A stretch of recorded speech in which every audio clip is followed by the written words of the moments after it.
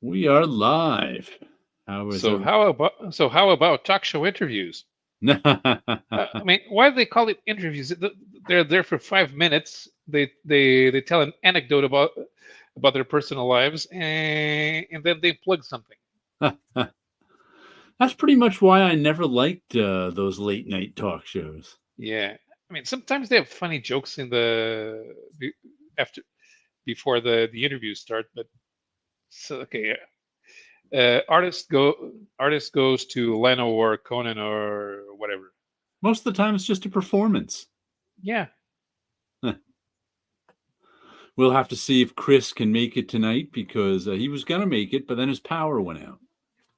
So we'll have to see if his power comes back. And haven't heard from Wilson, but he's usually here a few minutes late these days. Hello there, Tit Coblin. How are you doing? We're doing okay here, I would say. they don't have power outages in Canada. No. Your electric grid sucks. It's meant to go down and and easily go up again. That's the whole point of our power grid. Unlike, let's say, parts of the world, like I know France does this, where they bury their power lines so it Well, can't go yeah, down in a storm. But then it's very hard to fix a problem because you don't know where the problem is. it's not hard to fix a problem. We usually don't have a problem. Yeah. Well, if you don't know where the problem is because it's buried underground, Yeah, you but if take it's a long buried, time. nothing happened to it. It's Yeah. buried. But there are no hurricanes over there in Europe, right? You No, don't get no, those. but the power lines are under the ground. Yeah. They're only above ground between cities because it's the high the high power lines that Right. but those are thicker, so nothing happens to them either. Those run through my backyard. The high Yeah, tension lines. yes. That's that's supposed to be illegal, but a few old ones are still above certain people's homes. Let's see. Got a flu. Oh, that's never fun. I've never lost power in the house. 13 years. Bought it because it's on a hospital grid system next door. Ah, there we go. There's one way to not lose power. Yeah, about 20 or no, 25. Yeah, over 25 years ago. Uh, some stork hit a power line somewhere in the center of the country and somehow managed to knock out the power for uh, half of the south of the country. Ah. And everybody was scratching their heads. How the hell did that happen?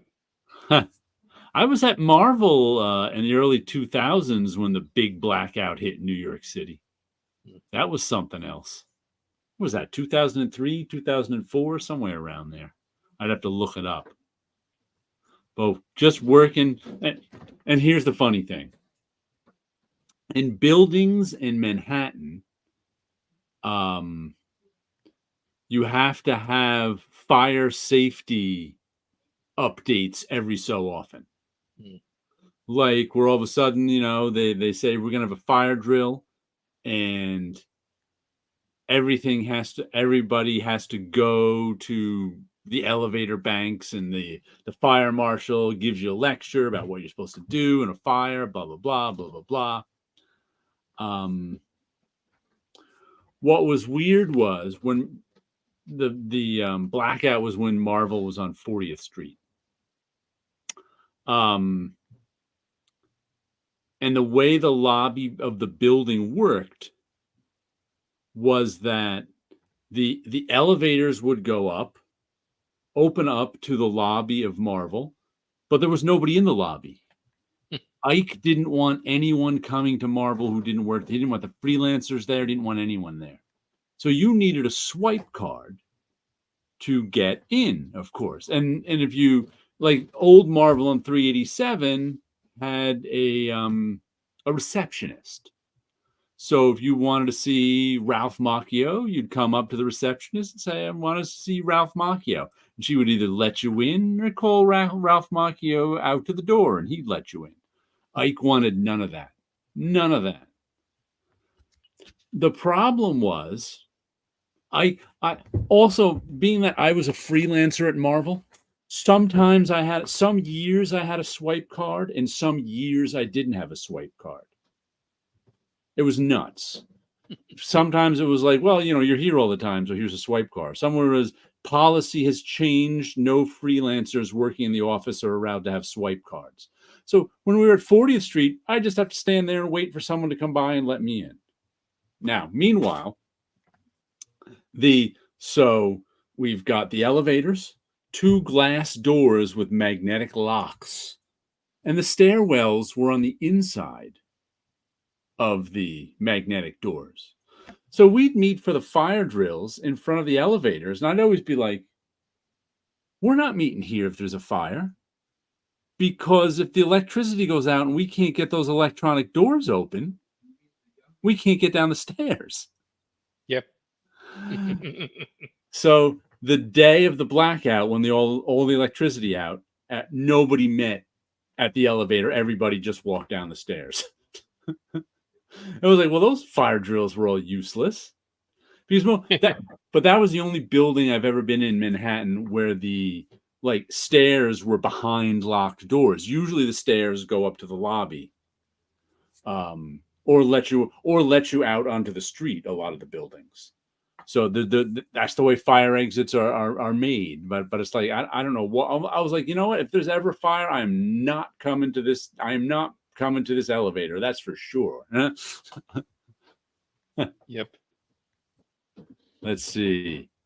What caused the New York City blackout? Oh, it was like I can't remember the exact cause, but it was some plant overloading 800 miles away, and it blacked out the entire East Coast. It was our patched together crappy grid that all went offline at the same time because of one plant somewhere. I forget where. It was just a mess. Just a mess.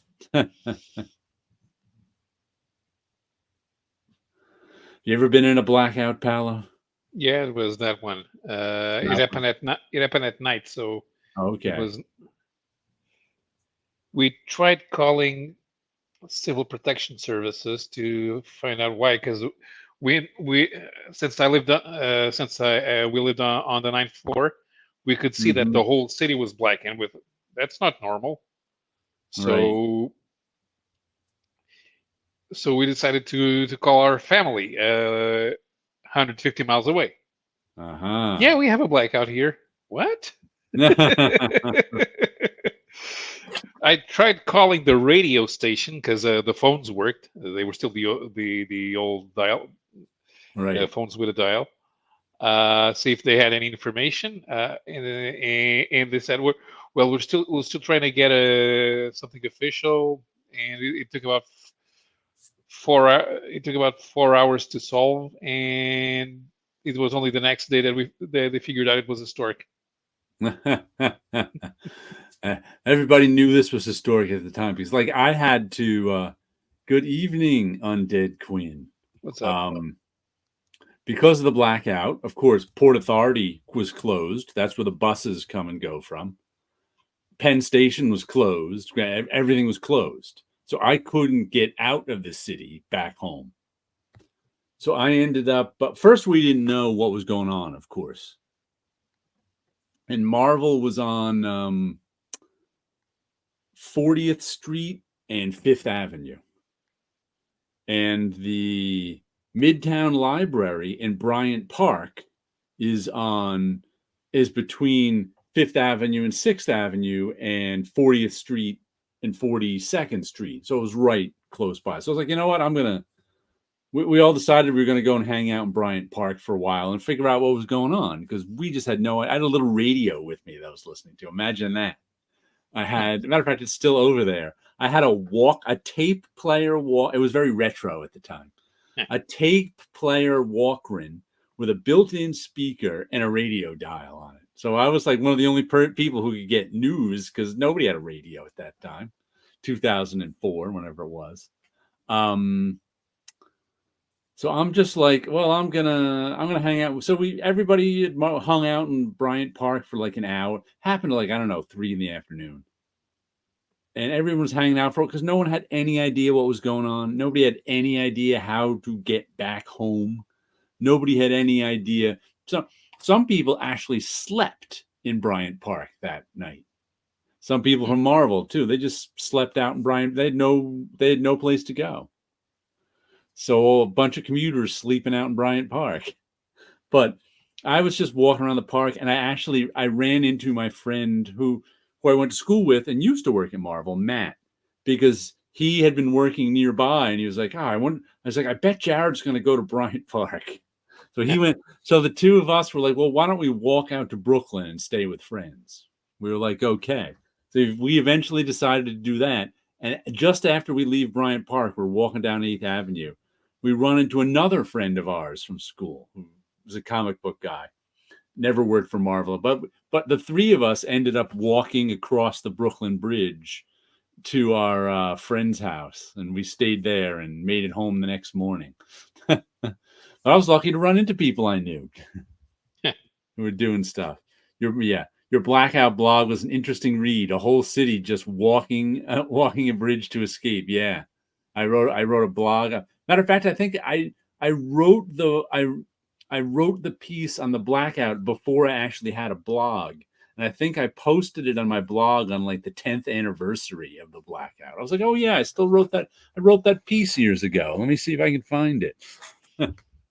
Yeah, once we had uh, not a hurricane warning, but a severe wind warning, Mm-hmm. and a lot of people who work in Lisbon, they live on the South Shore, so Mm-hmm. you have to those who drive or take the bus, they have to cross the bridge, and it's like a miniature San Francisco bridge.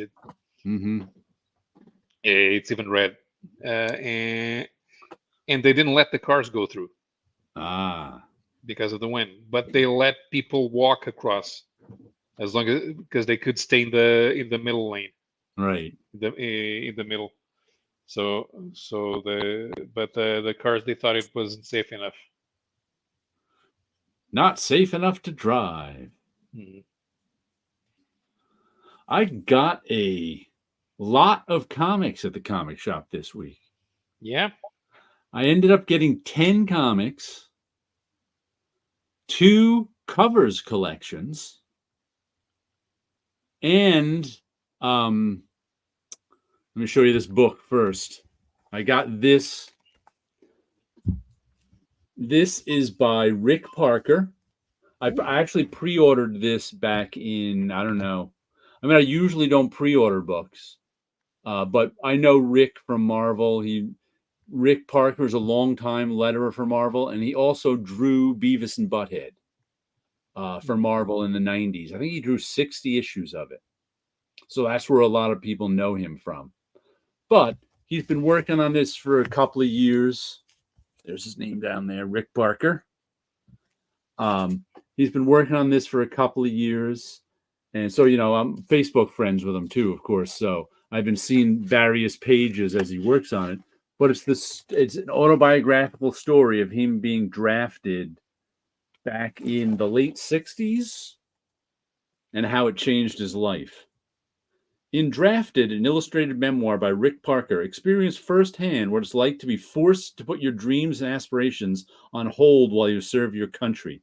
Will you be shipped overseas? Will you be engaged in armed combat? Will you return home? Well, you're sure to ask a lot of questions. So we can't reveal everything here. You'll have to buy this book to find the answers.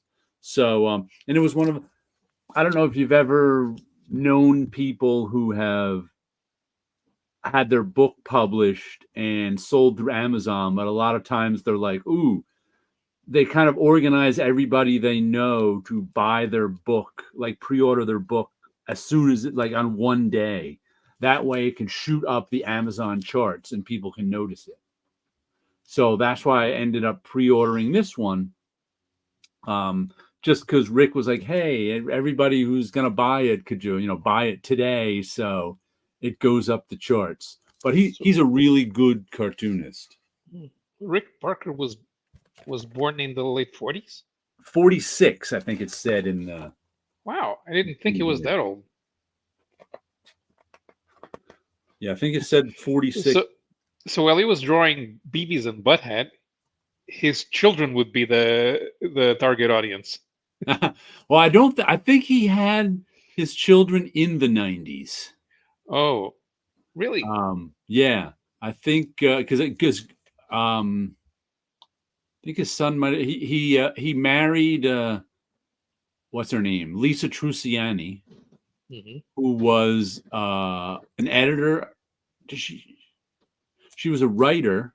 She wrote like Apartment 4G. I think she wrote some Barbie stories for Marvel. I can't remember if she was ever an editor or not. But he met her, I think, in the early 90s, and I think they had their son. I think their son is like in his early 20s now. Hmm. But yeah, so he was drafted in the late 60s Vietnam era. So I mean, you couldn't have been drafted after the Vietnam era because they got rid of the draft. um, but yeah, I was just reading the first few pages as I was waiting for the show, and I've read a few He's posted a few pages here and there on his Facebook. He's really good. I mean, he's just such a good cartoonist and storyteller. So I look forward to reading this. Oh, and there's a little Uncle Sam being startled. I want you? I don't think he made a very good soldier. Yeah. When they do the draft, they're just looking for Yeah, something to toss in the meat grinder. right, right. I mean, they try to make you a good soldier, but you know. And I think how much was it? It was $25, but I think I got $3 off on it due to Amazon's price guarantee. So I imagine immediately it dropped from list price of 25 down to 22. Good, nice thick hardcover book. I would definitely recommend anything Rick Parker does. Yeah, good stuff. Drafted. You know, it's the type of thing that we really can't get the military to understand. Look, I'm not good enough at that. The time you're going to waste trying to train me, Yep. you can get 5 knuckleheads, and they'll work out fine. It's a waste of money and resources. that reminds me of Knuckleheads. I can't remember. I think it was Rhode Island. It was like Rhode Island or Connecticut, someplace nearby New York here, where a man sued the police department, not NYC, but whatever police department he was trying to get hired by, because they would not hire him because he was too smart. Huh. And so he screwed them for discrimination. And the judge backed the police department. They said because he was too smart, he'd be bored with policing and leave soon, so they didn't want to waste the time and money to train him. Okay. And it was upheld. Interesting. But how would they be able to prove that he would leave? I don't know. But Okay, by so saying that they they wouldn't be engaging, they didn't have enough engaging stuff for him to do. well they Maybe do they had some history with smart people leaving the police okay, department. well, they probably did a psych evaluation on him, Yeah. right? I So they imagine would so, know, yeah. because I the imagine psych evaluation. it was the test scores that triggered it. He scored too high on all the tests. And if you score too high, they go, no, we don't want people who score too high or too low. We want the knuckleheads right in between. But I Well, found that. well, the thing is, In your country, they have to be plain clothes before they become detectives. Well, they're uniforms first, right? Yeah, Plain exactly. clothes is detective. Exactly. Yeah, they have to be uniforms before they become detectives, and here they don't. Here, if you're uniform, you're always uniform for the rest of your career, and all detectives are actually lawyers. Okay. They have to have a law degree in order to become a detective. I think you can have a college degree and go right into detective some spots.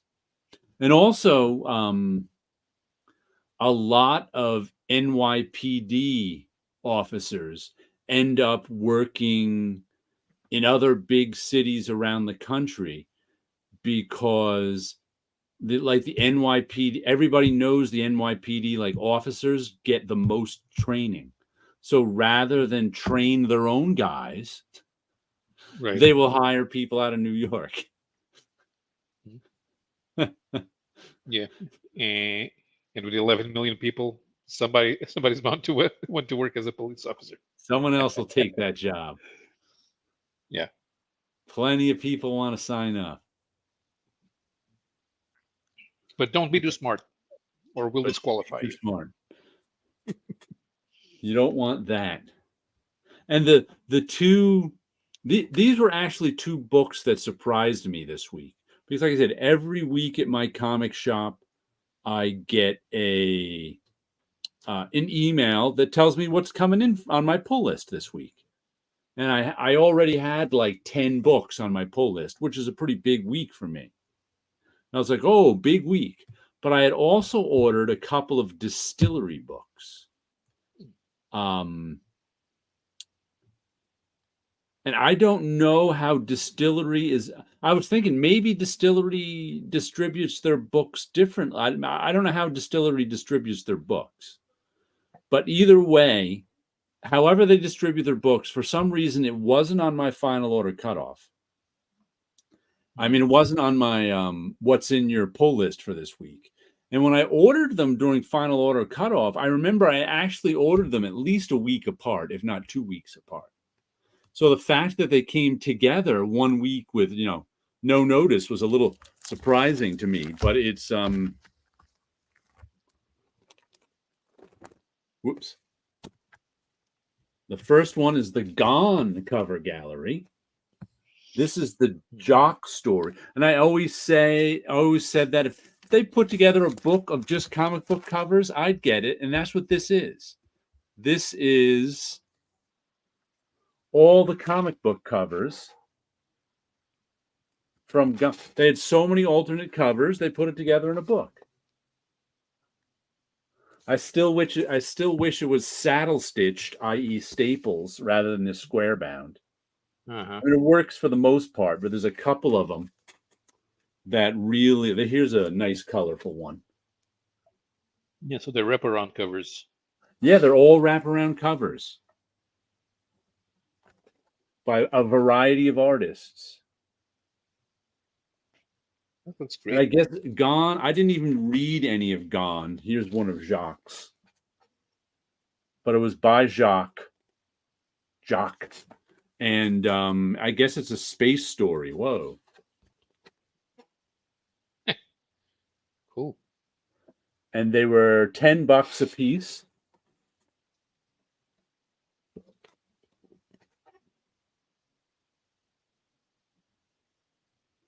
That's Gone. And the other one is Somna, which is what are their names again?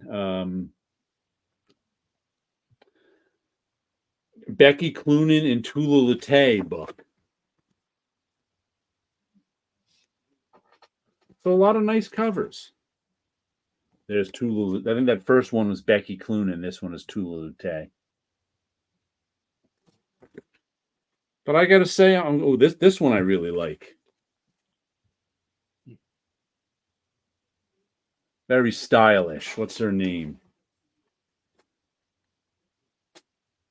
Junko Mizuno.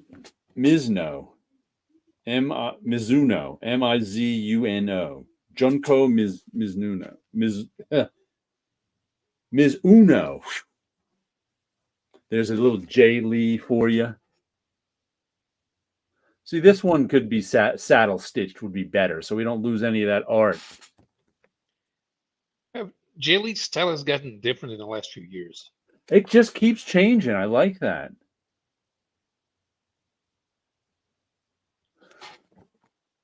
So these are the two, Danny and Brad Simpson. Mm-hmm. Very good. I don't know. I think they're about 32 pages.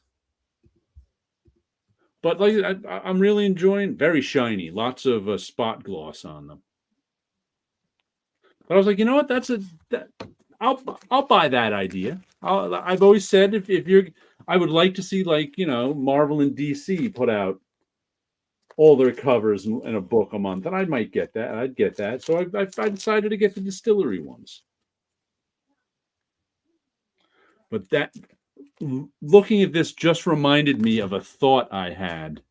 Well, you talking about Jay Lee and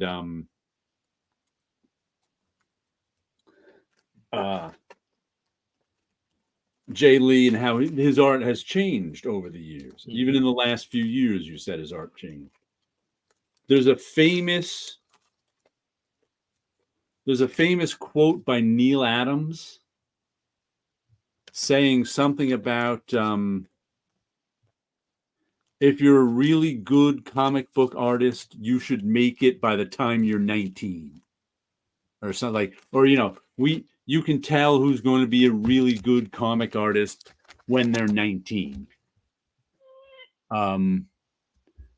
Did they include the X-rated covers? No, I didn't know Distillery had any X-rated covers on Somna. And I didn't see any that were even. I don't remember Somna having X-rated covers. I remember some other stuff being bagged, but I didn't remember them. But and I always found that a bit egotistical. Yeah. Adams saying, which was certainly true of him. And I think it is true to some extent. If you're really good at 19, you're probably going to be able to make it as if you're a really good comic book artist at 19, you're probably going to make it as a comic book artist. I mean, yeah. I would say. Well, you just have to make sure that the whatever editors you're trying to submit to understand, okay, this is full of mistakes here, but I like your style. Right. But it also made me think of the reverse. Speaking of Jay Lee, I was not a fan of Jay Lee's early 90s stuff when he broke. Oh, yeah. I became a fan of his stuff more around his Inhumans era. Mm-hmm. So what did he break in on? Namor? He broke in on Namor, taking over from Byrne of all people, so it must have been quite jarring. Mm-hmm. We did have the early issues of Namor because they ran as a backup in Hulk, but after that they quit putting the character in. Mm-hmm. But then I saw him on X Factor, and okay, so see, and you kind of notice it in the summer crossovers because the Brazilians published them as the summer crossovers as specials. So so it's multi-chapter with different artists. Okay, and you go from Andy Kubert to Brandon Peterson to Greg Capullo to Jay Lee. So it's kind of, oh my. But the thing is, yeah, that thing was terrible, especially his inking. It was so blotchy. But there was something there, I suppose. Right. Like, did you see his Inhumans? That was late 90s. Yeah, I have his Inhumans, yeah. That's what really impressed me was his Inhumans. That's when I went, wow, I like this guy's stuff. But I think he explained the process because in between he went to Image and he had a comic called El Shock, which I've never read.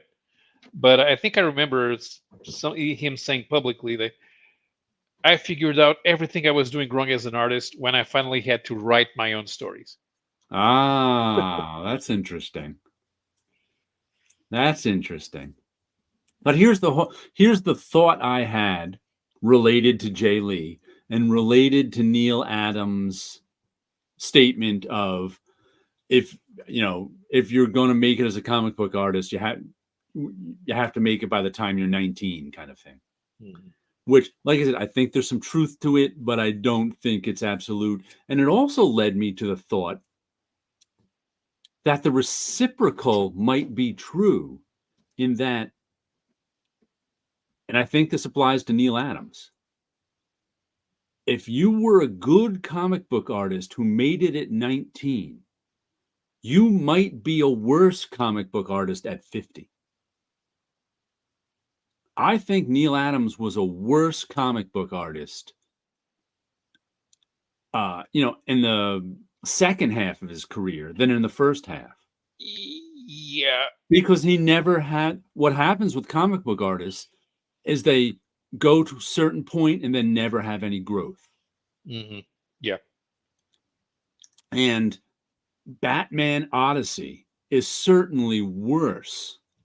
Oh, but than the Batman Batman Odyssey stuff. was made when Adams was in his 70s. Yeah, right. So You're it's right. not the same thing. That's why I picked 50. Yeah, but then you have Skateman. Well, that's just one of the worst things of all time. It was not good for Adams to try to publish his own comics. Right. He was not the Neil Adams sort of style. Like, take a look at Bill Sienkiewicz. Bill Sienkiewicz, of course, when he broke in, was aping the Neil Adams style. Mm-hmm. And he did a good job of it. But eventually, he did other things. He came up with other ways of working. Neil Adams never came up with another way of working. Nope. I think he's not the only one. You always hear when someone says, "Well, I liked so and so's earlier stuff better." That's kind of what a lot of it is. They were better comic book artists when they were young than when they were 50. Mm-hmm. Doesn't apply to everyone. Right. But it applies to a lot of guys who were good at 19. Mm-hmm. Although I've seen people, I don't think that everybody's a good judge of character when they say, "I liked your earlier stuff." Yes, there's also people who are just wrong. You're right. Yeah, I've seen it applied to John Byrne. Right. I kind of understand their point because Byrne did explain it. I'm able to do a lot more with a lot less. Right. I also think that Byrne wanted to do more cartoony stuff, but since he spent most of his life doing adventure comics, he has to do all that realistic stuff because it's expected of him. But you notice that there's and for people who have seen the cartoony stuff he did on and a couple of stories that he did still in the late 70s, early 80s in Bizarre Adventures, which are cartoony. Burton knows how to do funny things, and I think he wanted to do that. You notice that because of She-Hulk, he did it in Namor. There are a few panels in Namor where some characters get punched, and there are literal stars around them, which is not what you expect of a superhero comic. And you wanted to do that, but I don't think he ever had the chance. And it's part of the being a cartoonist. When you do humor, that you are using only a few lines to get the point across. So when people complain that Byrne's stuff is better, what they mean is they're used to seeing a very detailed Byrne, right, who gives the inker a lot of detail, because the thing that everybody has in mind when they think of Byrne was inked by Terry Austin. Right. Even though that was actually early in career, he's never worked with Austin. He's very rarely worked with Austin since. He's had a lot of inkers, including himself, since then. But that's the thing that stays in people's minds, because that's how he got famous. Well, I think also part of the problem is early on, Byrne didn't know how to ink. Mm-hmm. If you look at the Fantastic '84 artist edition of his early stuff. Mhm. And that's still not 100% sure if I like his inking. Well, If he you look didn't at like want what was that? he didn't want ink. Right. They Because inking is a different specific skill than penciling. When you're inking, you're thinking about the light and the shading and the line and the thickness of the Byrne wasn't really interested in that. And you can see, like in those early Fantastic Fours, he wasn't inking, he was drawing with an ink implement, which is just a little bit different. It's not really the same, and that's back in the days when inkers mattered. Now the colorist does so much of the stuff that inkers used to do that they don't matter nearly as much. But I think that was I. Well, I still think John Byrne's talented. I'm just not. I just haven't been interested in his stuff in so long. Part of the reason is because it has nothing to do with he pared down his style a whole lot. Like you said, he simplified it. Mhm. It's not real. I think it's just really his content. I'm not a mainstream superhero guy, and he is. Like, there's nothing that I'm trying. It really wasn't his. If John Byrne had been doing stuff that wasn't mainstream superhero stuff, I may have read it and liked it. But he's a mainstream superhero guy through and through. Yeah, That I he even had tried a reading his new X-Men's, his X-Men fan stuff. I couldn't get. It looks fine. I couldn't get through it. a few years ago. I bought a James Bond clone that he came up with at IDW. Uh-huh. And it's still typical Byrne. Yeah. Because even when he tries to do a genre like that, he kind of makes it superhero-ish. It's not really far from superheroes. Yeah. There's other concepts. Yeah, but I really can't remember somebody that think, man, his old stuff was better and really mean it. I mean,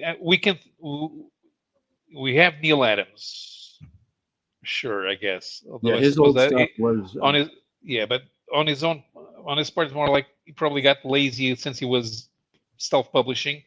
yeah. And there's also not a lot of Neil Adams material from after from the 80s on. Well, Because there is. We just ignored all because he was more of a hobbyist in comic books then. Yeah, He made the most of his money in advertising and only some of it in comics. the other people that we can point to because they got worse with age or they had health problems, like Frank Miller. Right. So now Frank, when you see Frank Miller, I mean, what the hell is going on there? I mean, of course, it's due with his health problems. It diminished him he left him diminished mentally and as an artist. What people might complain, but that depends on what kind of artist you think. Do you think that Miller was a worse artist in Sin City and 300 than he was in Daredevil? No. Right, but some people think it is, because Yeah. the art in 300 is very distorted. How old was Jim Aparo in the early 80s? Because I did not like Jim Aparo's Batman stuff in the early 80s when he just stopped drawing backgrounds. But I don't know if that had to do with health reasons or something like that, because I don't think he was a young man. But he's So one whose work I loved in like the 60s and 70s. But then the 80s rolled around and it became much more. Like I said, he may have had health problems. He may have been old. It was much more pared down. So he was born in 32. So he was only in his 50s in the 80s, but I don't know what that means. Right. I can see that there's a lot of guys that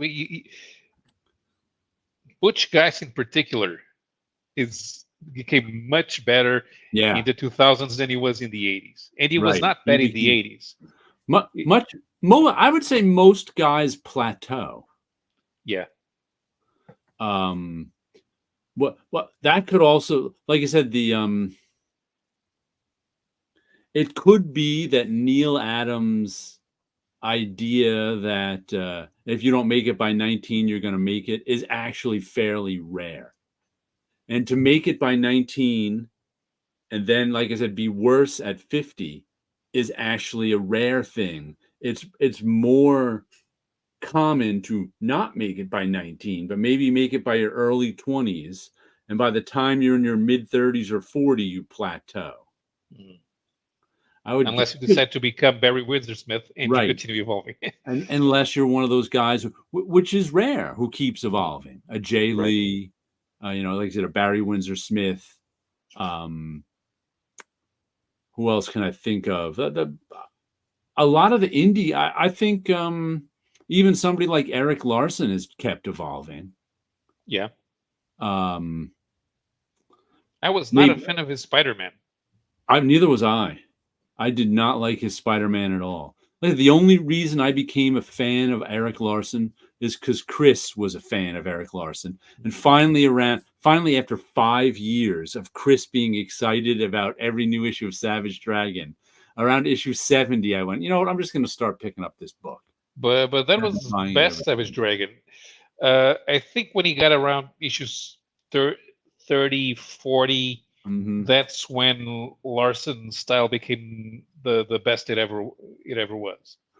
See, I liked his just as I started reading, he went into his Kirby 6-panel grid phase. Yeah, but I it did worked. enjoy that a lot. It worked, but it worked very well. It was very good for story. It was very good for his storytelling. Yeah. I think he made the stories a lot And better now than. he keeps trying to stretch himself, which is good. And good evening, 62 Lefty Blues. Good evening. The Brits in general. I think the Brits in general adapt more. I mean, even Alan Davis. Alan Davis is a very.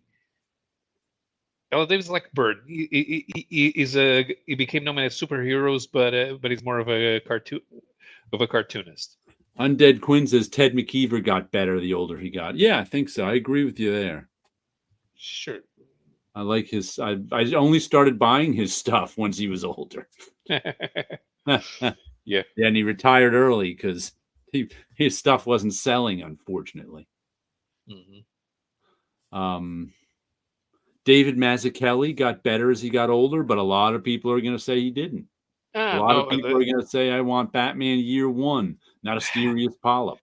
Mazzucchelli was out of the business for quite a while. He is such an outlier because he's got 2 huge mainstream hits in Batman Year One and Daredevil. Yeah. What was the name of that Daredevil one? I don't even remember. What do they call that? I got the Fall from Grace. Fall from Great Daredevil, yeah. Born Again. Born Again, yeah. Daredevil, Born Again. But then he disappeared to play music. He put out Rubber Blankets. He put out something. Then he put out Asterius Polyp, which is just really good, but nothing. If Batman Year One is your favorite, whatever Batman story, Mazzucchelli story, you're not gonna like Asterius Polyp. It's just not gonna happen unless you're into that sort of thing already. Yeah. So you don't mind that it's a completely different style. I'm just saying I love Asterius, but I'm not a huge fan. I don't want to say I'm not a huge fan of Batman Year One. I'm just tired of it. Yeah, it gets brought up a lot. Yeah. Yeah, I got his Daredevil Born Again Artist Edition, so I'm obviously a fan. But I don't want to read the story, really. I'll look at the art, but I don't really want to go back and read the story. So, yeah, I mean, it's a cute Batman story. Yeah. I don't even think of it as redefining the character. It's just doing the post-crisis origin. So it redefined the marketing of characters. Because all of a sudden, everybody had a Year One. Oh, and now we're paying the price because now everyone thinks they make their mark on a character by going back to the origin and adding this tiny little detail which does Yep. not improve the story at all. Yep. That's common. That's common. Let's see another comic I got this week. What do I have over here? Ah, Creep Show, Volume 3, Issue 1. I don't know if this is going. I think Volume 1 went 6 issues. Volume 2 went 5 issues plus a Christmas special. So I assume this one's going somewhere around there. But the first story is by Chip Zdarsky and Kagan McLeod. And I enjoy these. I think are these 10-page stories or 12-page stories? Let me see. I think they're 10-page stories. 1, 2, 3, 4, 5, 6, 7, 8, 9, 10. So you get 2 10-page stories. The second one is by James Stokoe. And I'm enjoying these because I love the covers. I love the art. Both of these stories were good. The stories can, not every they get an occasional clunker story, but what I like about them is there's not really a twist at the ending. There's just a horror ending. Like in the first story is about this straight-laced, uptight mom whose adult daughter is drifted her whole life and then gets involved with this cult to sort of set her mind free. And then the mom goes to rescue the daughter from her cult. And it turns out that the guy reads the cult is like the mom used to know years ago. And he's just kind of explaining the cult. They do mushrooms and they have a good time. And it turns out, he laced the mom's drink with mushrooms or something. And it turns out she's got this evil inside her. And she goes out and starts killing the cow. There really wasn't a twist. It was just some, bad stuff. It's a horror book. Bad stuff happens. And I prefer that to a twist. And the James Stokoe one was kind of the same. It was about a guy who finds a human leg with a scrimshawed story written in it. But there's no end to the story. So he goes back out to try and find if there's more of these out there. And it's this scary monster that you see him, he's just with his nail is writing in the bone the story. So of course this eventually makes the guy go mad, but there's no twist. The guy's up to no good. He's looking for horror stories that are written on human bones. The guy's not going to have a good end. So it's not really a twist when he doesn't have a good end, but the good end is the bad end is fun. So I like that better than sort of like those Oni Press EC books, which I thought were terribly written and all had like a forced twist ending. It's like, just give me a regular horror ending. I'm okay with that. You don't have to give me something that I didn't see coming, because we can all see it coming. It's an 8 to 10 page story. Yeah. But good stuff. I'm glad to see Creep Show back again. Who's this cover by? And they usually have multiple covers, but I usually just get cover one. Martine Morazzo and Chris O'Halloran. Okay, so those are the Ice Cream Man guys, I think. I thought it was. Because I thought this face over here isn't the Ice Cream Man guy, but I think that's who it is. And there's another cover by James Stokoe. That one must be cool. And a third cover by Steve Beach. And Ben Abernathy took over as the editor. I think I worked with him at Marvel briefly in the early 2000s. He was at Wildstorm in the 90s. I believe he was at Marvel in the early 2000s. I don't think for very long. And he moved back to the West Coast. But he's the Creep Show editor now. This is an Image book. Have you ever read any of this creep show stuff? No, and Like it's this usually not the stuff I'm looking for. it's the third volume, so it's fun. Wilson, I'm out of state. I don't think I'll be back home in enough time. Have a great show. All right. Just got a message from Wilson. He's out of state, which means I wanted to check with Wilson on this to see what he remembered. But after last week's show, talking about Marvel in the late 50s, I had a memory come back to me from the bankruptcy years in the 90s that I think relates directly to the furniture moving out story. For those of you who don't know, there's a story that Kirby tells about him saving. The basic idea it was that Kirby's talent saved Marvel more than Stan Lee's talent. Let's just say. And Kirby tells a story about how when Kirby had no work, he had just gotten booted from DC over some kickback scheme. Yeah, Undead Quinn. I found that creep show mid. Yeah, I mean, it's not brilliant, but I don't think any horror anthology is brilliant. I think they're all going to be a solid B at best. And to me, that's mid. I'll agree with you there. But the James Stokoe art was fun, and the other guy's art was fun. So when I'm buying an anthology book, if it's a solid B, I'm okay with it. If it's a C, I'm not. Yeah, the rule should be f of the stories plus one. Right.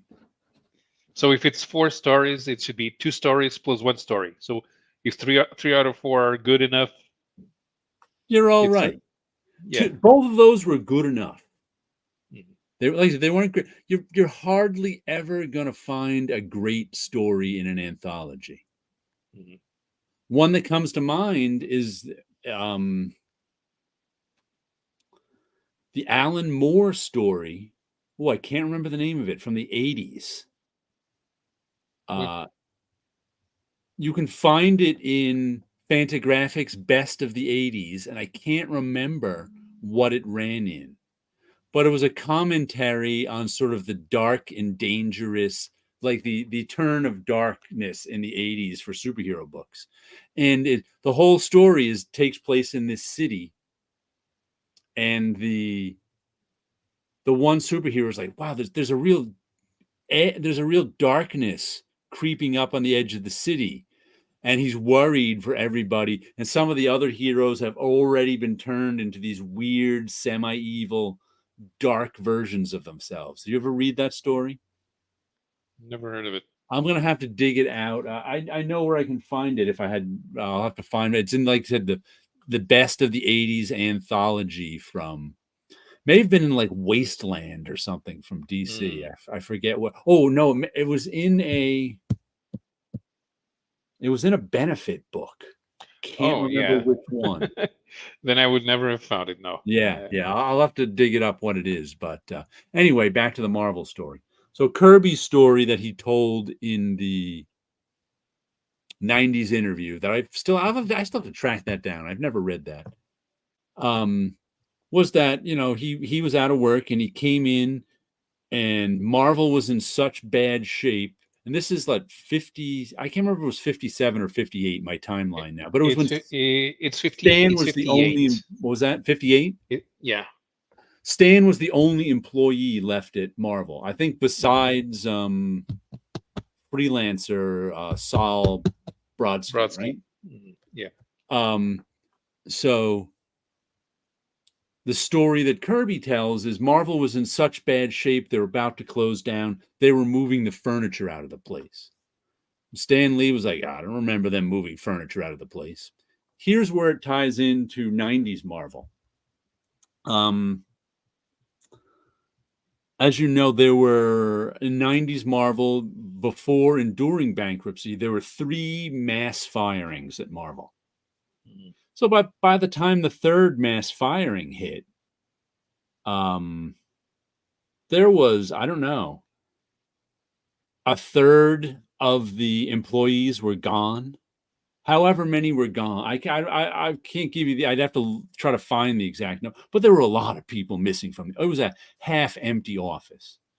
As you might imagine, Marvel's office was in '58 when Kirby came in. And here's the thing that it struck a memory of.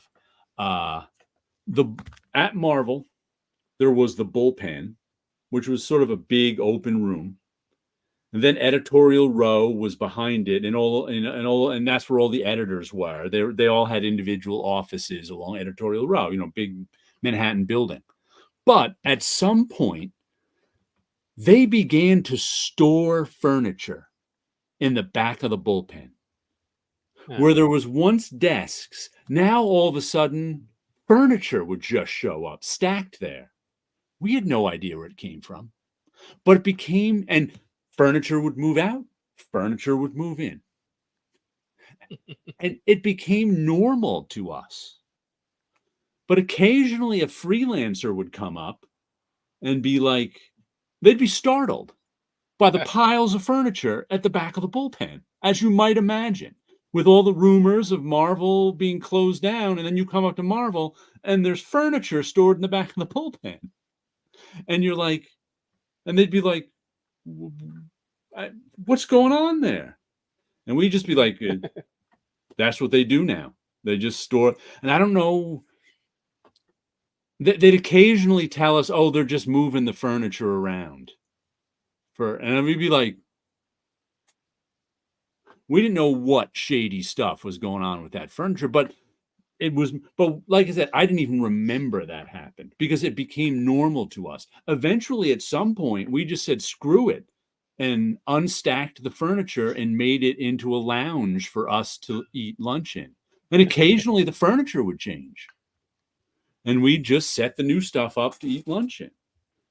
So the very same thing could have been happening in Marvel's office because you have to, I mean, you said just a couple years before there were like 5 people in the office in editorial. So you have to imagine there was, and the overall Marvel was only one part of magazine Goodman's magazines. Right, because you also had the men's magazines, which was a bigger office than, because what they usually say is that the comics were in one floor and the men's magazines were above it. But if the men's magazines were bigger, whatever it was that they had would probably need to take up space in the comic space, right? Where they only, especially at a time when they only had one guy. So it very well could have been that they were moving, that there was furniture where it shouldn't have been in the Marvel offices in '58, and Jack Kirby thought they were selling the furniture, they were moving out. And because that's what the freelancers thought in the '90s. Yeah, but which is kind of weird. I mean, it became so normal to us. I didn't even remember. So Stan, I moved space twice in one of the buildings I worked at. Mm-hmm.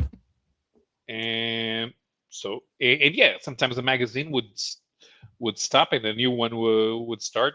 It was normal. It was a big publisher, but one of those moves was motivated because some magazines were being aggregated into a publishing group, where they all had a shared theme. So we were going to have an editorial director, which we previously didn't have, and so we all got together in the same place, even though in the end we never interacted. But that was one of the reasons that we moved. It was because of that new structure, corporate structure. So you don't even have to shut something down and start something up. You just need to have that space specific for something specific. Yeah, but like it could have been something that, of course, really, startled Jack and motivated him, and he remembered it. And Stan Lee didn't even register because, like I said, it barely registered with us after a little while. Like I said, about I would see a startled freelancer who'd ask me, "What's going on?" And I'd be like, "What do you mean?" Why is there furniture piled over there? Oh, and they're moving stuff around in the offices, they tell us. Mhm. So it was like, didn't even notice it after a while. Yeah. The other part of the story that Kirby told, which actually I believe is that he caught Stan crying and said, "I'm not a crier." But what if Kirby thought that they were shutting down and that Stan was crying because Yeah, Marvel? But no.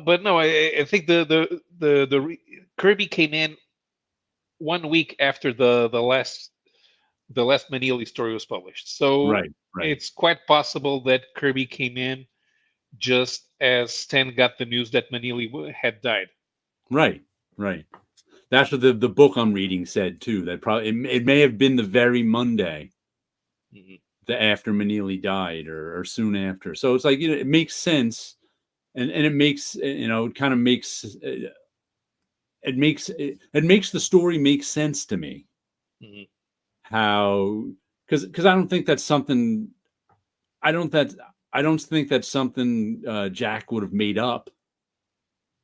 Um, because I don't even think you think of the idea of them moving furniture out of a place unless you've seen it.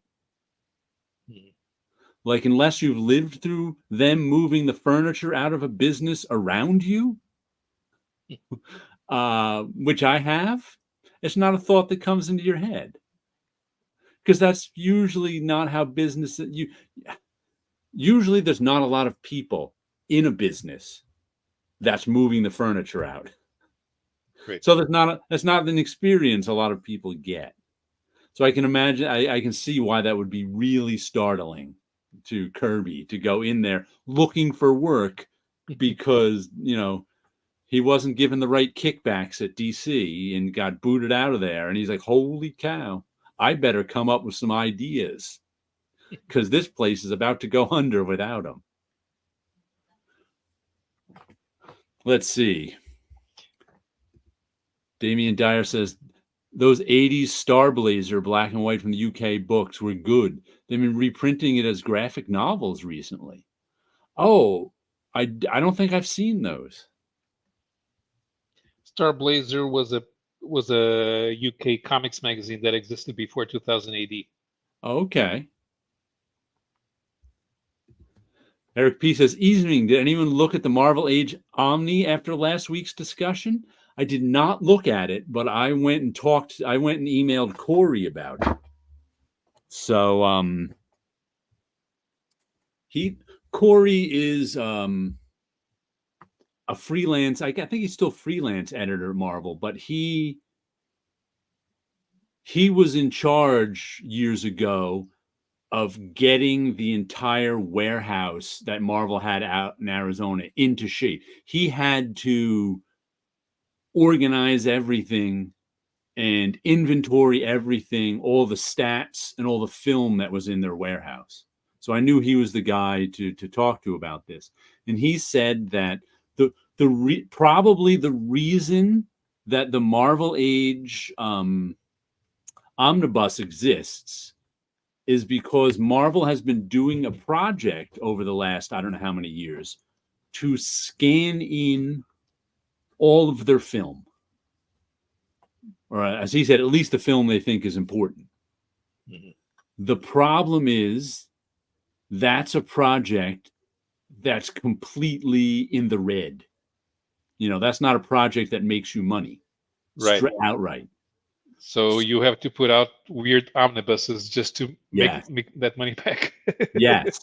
So you have to put out stuff, and they've been doing it so that they can fill in a lot of their digital stuff to keep up with their digital, like their Marvel Unlimited. And that's also where the Epic um, collections come from, because he told me that when when Marvel does a Masterworks, they make sure everything is perfect because they're expensive books. So and Corey is usually the editor in charge of the Masterworks. So uh, they scan in the film, they make sure it's all cleaned up, They make sure if anything needs to be redone, it's redone. Corey always likes them to print exactly as they printed in their first printing. But with like their digital initiative where they're just scanning in as much stuff as they can, they're not cleaning, they're not putting the same time and care into it because it's too expensive. So probably they just scanned in the film of the Marvel Age, scanned in the film, and it's done overseas somewhere too. So it'll be done cheaper. Scanned in the film, set it up, and sent it out to be. They weren't even doing any corrections on it. They weren't even doing, touching up the line art or anything like that. They were just going with, whatever they got out of the scan to an extent, just so they can make some money back from the scanning. But that's why it exists, just to pay for all the scanning, which makes sense. Mm-hmm. That's why you're getting these weird little projects out that are sort of low demand, but will make them some money. Yeah, because the Marvel Age in particular, some of those pages are interesting as filler in the Epic collections. Yeah. But there's no. It's actually more expensive if you just scan one specific page, so might as well scan everything. Yeah, yeah. But then you have to do something with Marvel Age. Right. Then you're like, well, we've got it all scanned. We may as well put it out. Yeah. I mean, it's an interesting artifact. Yeah. But it's not for everyone. Yeah. Right. But it's a consequence of them wanting to scan everything for other reasons. Like I said, they want to get their digital library up to snuff. And they, they want to get these epic collections out cheaply. So we get the Marvel Age collection too. Let's see. Eric P., by the way, I've been saying for a long time that Marvel and or DC should do a collection of their 80s house ads. And it also occurs to me that a lot of those are in Marvel Age. So there's a selling point for a book like the Marvel Age Omni. Yeah, the problem with the book of Marvel Age house ads is just the context we're talking about. They can put out these Marvel Age ones because it's just scan the issue, put it in InDesign document PDF. With the house ads actually take more time because, like you said, you have to pick them out individually and then put them together. So that would be more work to do than like the Marvel Age itself. Although a book with all of the soapboxes and bullpen bulletins would be interesting because they usually took up a whole page. You wouldn't have a little bit of this and a little bit, but it's a whole page. So yeah, I didn't they put out a collection of Stan soapboxes? I think they did. I think they did, but the bullpen bulletins would be interesting because they're actually better than the house ads, right? Because they also tell you what comes out that month. But also, it tells you exactly for when it's hard to figure out exactly when they were published. It tells you exactly the week that they were published. Because if you know when one of those books was published, then you know the rest of them. They were all published that same week. Comic Rack said that's more like a Jim Rugg bootleg type of idea. Eric P says, I wonder if a publisher like Two Marvels would be interested in licensing those ads for a book. I think it's more like Fantagraphics. Evening all, been listening for a while, but I was driving. Even Comic Crack. Because I think it's more Tomorrow's because it's a French thing, and it's I only say Fantagraphics because I know they've been licensing stuff from Marvel, like the Atlas Age stuff. Yeah, but this is different. This is different. But you're right, but they've been scanning in stuff and cleaning it up themselves. Like they've been scanning in the actual issues and printing. I assume they're licensed from Marvel because they got Marvel's name in them. But I would imagine, even if Fantagraphics wouldn't be interested in those, someone would have to do it. It would more likely be done that way than from Marvel scans, I would Yeah. think. Yeah, given the way that I think it would work for Tomorrow's, because that's actually the way that they designed their books and magazines. A lot of things get scanned in, and then they're put up with walls of text in the middle of walls of text. So they already have to manipulate it to put it somewhere on the page. That's the type of work that they do. So it would work better at Tomorrow's. Right. He says, I would like, Eric P says, I would like a collection of DC Meanwhile columns. Yeah, there's another thing to collect. Yeah, but like, I don't, those would be, once again, those would be tougher to do only because of, you didn't like Paulo said before, you have to find and scan each page individually, which I don't think Marvel is doing with this scanning in stuff. And by the way, I think that also hearing that Corey tell me that also directly relates to DC now doing their own version of Epic Collections, which I'm guessing is because DC is finally scanning in all their own film. Because DC was always years behind Marvel technologically, because they were always sort of bigger and had more overhead, and they always archived their stuff. But have the 2 days I worked for DC in the early 2000s or whenever it was, they didn't have a lot of organization to their digital archive. It was kind of willy-nilly. And I know they've gotten a lot of all their greatest hits they've gotten digitally archived fine in the digital age, and their greatest, but their older stuff that they're finally putting out in their own version of Epic Collections, I forget what they're called. I think they must be doing their own version of that, where they're finally scanning in all their film, which is a huge job, all that DC film going back to the 40s. Comic Craft. When did Street Boat Ray oversized hardcover collection drop? I think that was Epic, so they'd need permission.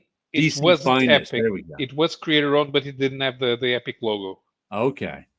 Eric P says DC's Finest. That's the name of them. I pre-ordered a bunch of them. I know that there's Street Poet Ray other publishers. I think Blackstone did a series. I got those right off the shelf when they came out. That's why I was so shocked to see Marvel publish Street Poet Ray, because I knew who he was and what they were. Like, but I think Marvel already published pretty much from the 70s. I think they published everything that they needed to publish. There's a Man-Wolf collection. There's a Morbius collection. I know that they did a Greenberg the Vampire. I don't remember if they did Paradox. I think because there are only 2 Paradox stories in Marvel Preview Bizarre Adventures. But then again, there are only two Greenberg the Vampire stories as well. Huh. Let's pull out a new comic. There's a Tiger collection, Eric P says. I forget who it was who mentioned Babs last week and asked why I didn't get it. And I wasn't sure if it was on my pull. I thought I put it on my pull list. Sure enough, I did put it on my pull list. It just came a week later to my comic shop. This is the Garth Ennis and Jason Burrows. I guess you'd call it a fantasy barbarian comedy. It's got some terrific art. And she in the gold over here is our hero. And she runs into this horde of like skeleton ghost people who are like, sorry for scaring you. We just need directions. we were called to some thing where we have to go and scare people, and we have to walk there. So could you tell us where it is? And then we continue to have there's sort of a there's sort of some political allegory going on. Let me see if I can find these guys. these guys right here, the knights, are sort of, they just came in and took over the town, and they're kind of like these rich guys who the who come into town and say, we're going to purify this town. We want all the low life monsters out of here. Meanwhile, some of our characters are like this guy who's a low life monster. And he's like, no, they don't really mean that. They're on our side. They want to clean up this town just like we do. So there's sort of some MAGA parody going on here. But I like, I think it's 5 issues, whatever it is. But I've been enjoying it. It was good stuff. Like, if Sleepy Reader said he didn't find it very funny, and neither do I. I just find it humorous, and to me, that's good enough.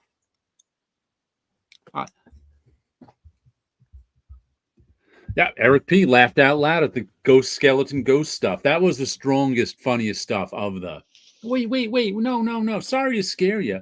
And then like the woman skeleton is yelling at her husband skeleton for oogling Babs, who is taking a bath in the stream, in Conan fashion. He's like, you don't have to stare at her. You're creeping her out. He's, the male skeleton's like, oh man, I didn't want to be that guy. That was the funniest stuff in the book. But it's on my pull list, so I'll be getting it.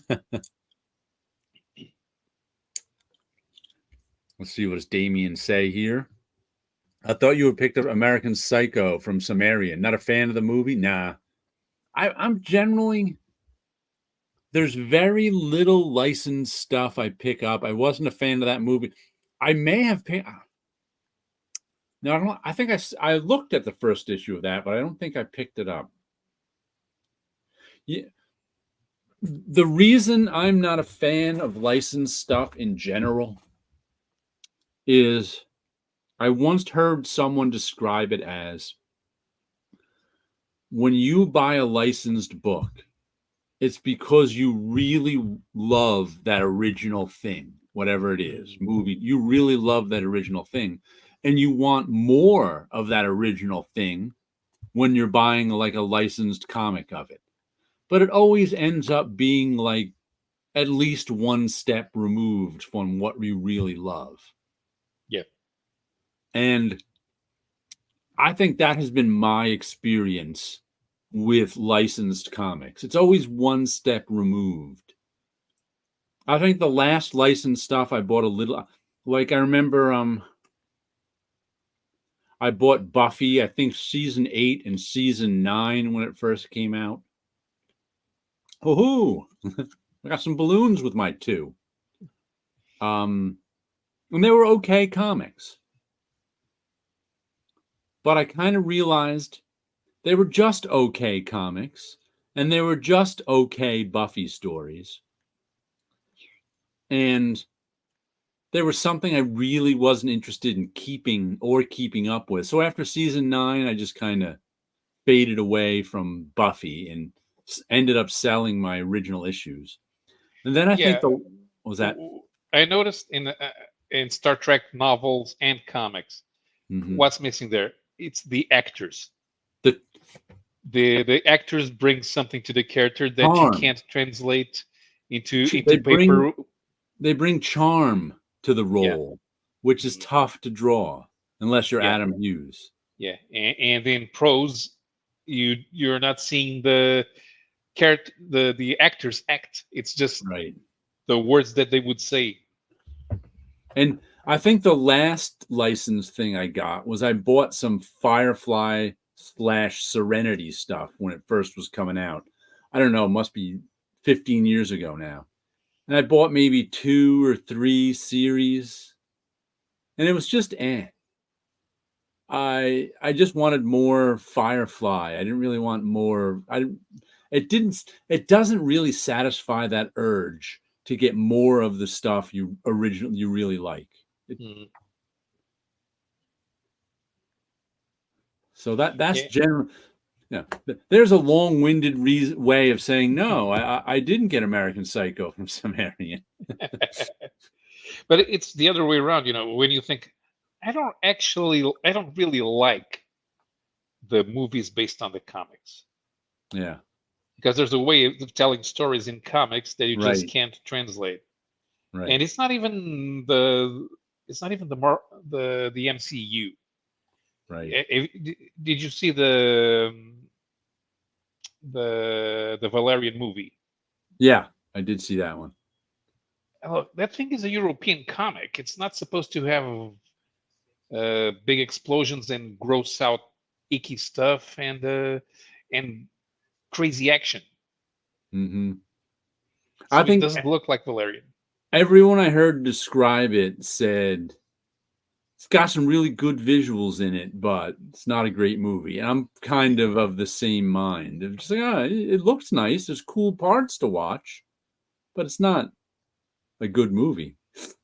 Mhm. Though sometimes I can read comics that I don't know are licensed comics, and they're okay. They're usually just okay. Hmm. Uh, I think there've been a couple of things that have happened. Like I buy it. I'm like, oh, this is okay, and there's it's a licensed comic. Oh, that's all right. Comic Crack says that's the boat I'm in. All in on Firefly Serenity. There has been some great stuff, but for the most part, it's just kind of meh. And yeah, that's why I'm buying it. Huge fan and want more of the show. Yeah, I wanted more of the show, but those first ones were just meh, and I went, I don't want to. I don't want to have to read all the meh to get the good stuff. Eric P. The flip of that is stuff like G.I. Joe, where the comic is the best of the narrative material related to the IP. But there's the thing about IP that's based on toys. There is no story. Yeah. If it doesn't matter if it's a cartoon, a live action series, a movie, or a comic, everyone is just acting out, playing with the dolls. The difference is that they get to publish it and you don't.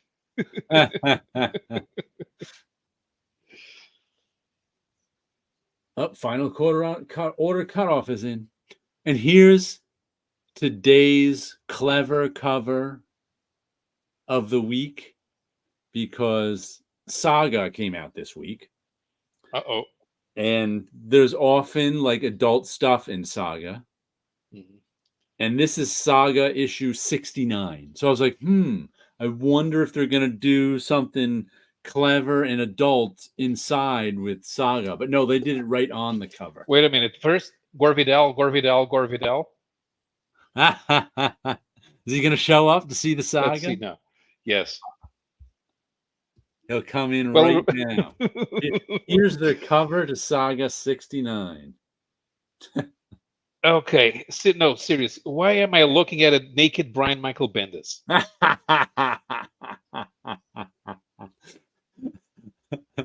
Because that's her. That's this woman's. That's what it is. That's the will. That looks like Brian Michael Bendis.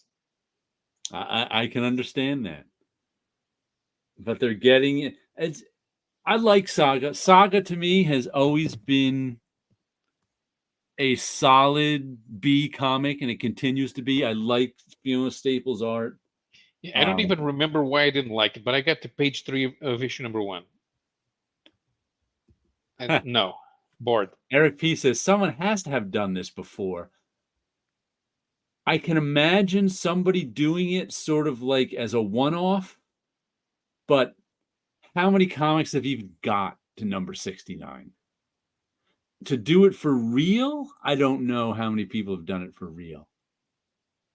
Like someone could have come up with the idea, like me, who draws his own covers to comics that don't exist, and drawn something like this. But to do it for real on an actual issue 69 of an actual comic, this is the first one I know of. And it's sort of like a panel that's inside, except they're fully clothed there. But that cracked me up when I saw it. I was just like, all right. You go, Fiona. You go.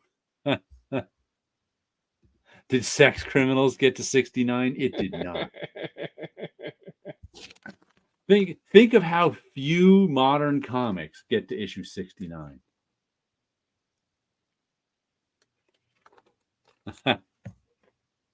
And they should have done an L7 variant.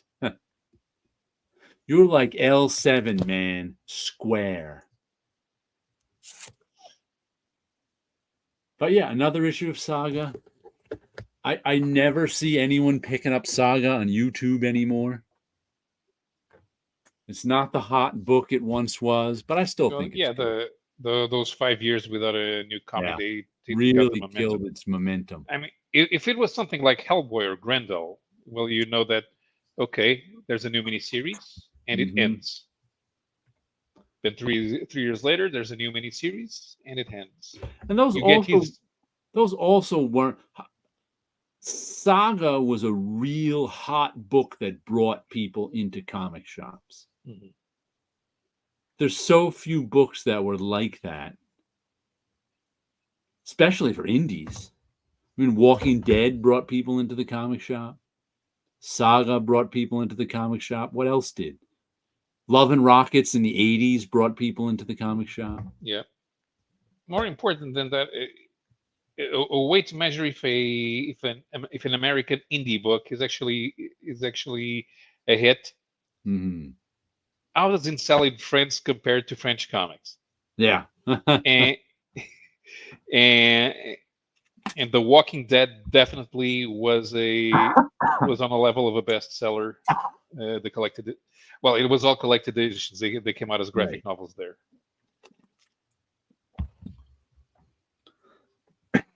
So And few were of the level of Saga. That was a little, sad. I suppose that the French don't mind the 5 year gap, because Asterix comes out at once every 3 years.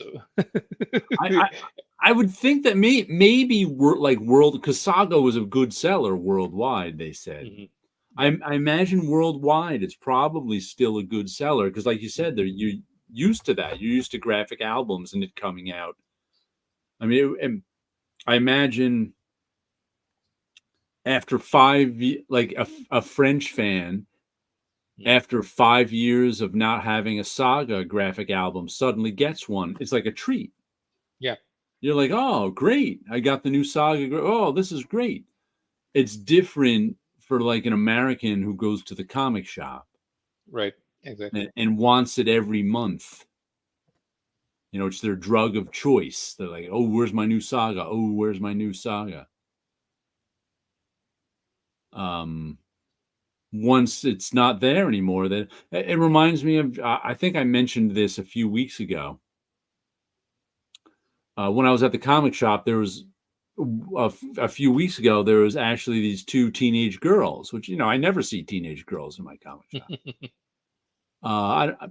They were around 12, 14, maybe. I don't even know how old. But the one girl was like, I have to come in every month to get my Scarlet Witch. That's my jam. That's my favorite comic.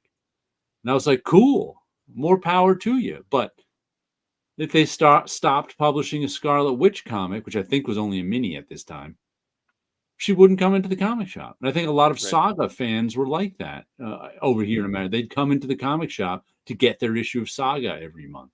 Maybe they'd pick up something else. Maybe they wouldn't.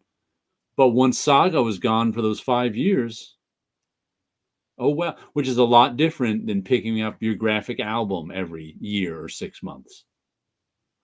Probably with that, do you think French fans do you, do you think they keep up with like a publishing schedule, or do they just go, oh, look, the new so and so is out when they're at the well, store? in I many imagine cases it some do, but it resembles book publishing, so it's done when it's done. There are definitely deadlines, because you know that right, in Asterix you have to, if not 2 years, three. So you usually have to come up with something that needs to be done either before Christmas or before there's a major comics event. right. So it's not Angoulême because Angoulême comes after Christmas. So if it didn't sell it, if it didn't sell during the Christmas season, it'll sell at Angoulême. But usually no. I mean, the comics are creator owned. Right. They get done when they get done. Yeah. So there's really no publishing. It's not like this that the comics are the the the comics need to be produced like that. The people who are into comics in Europe are more likely to try out something different in the months or years that they are waiting for Right. their favorite comic to come back. So we don't think of, okay, I'm going in to get Saga or The Max or Love and Rockets. And especially the Love and Rockets fans, they know the comic wasn't monthly.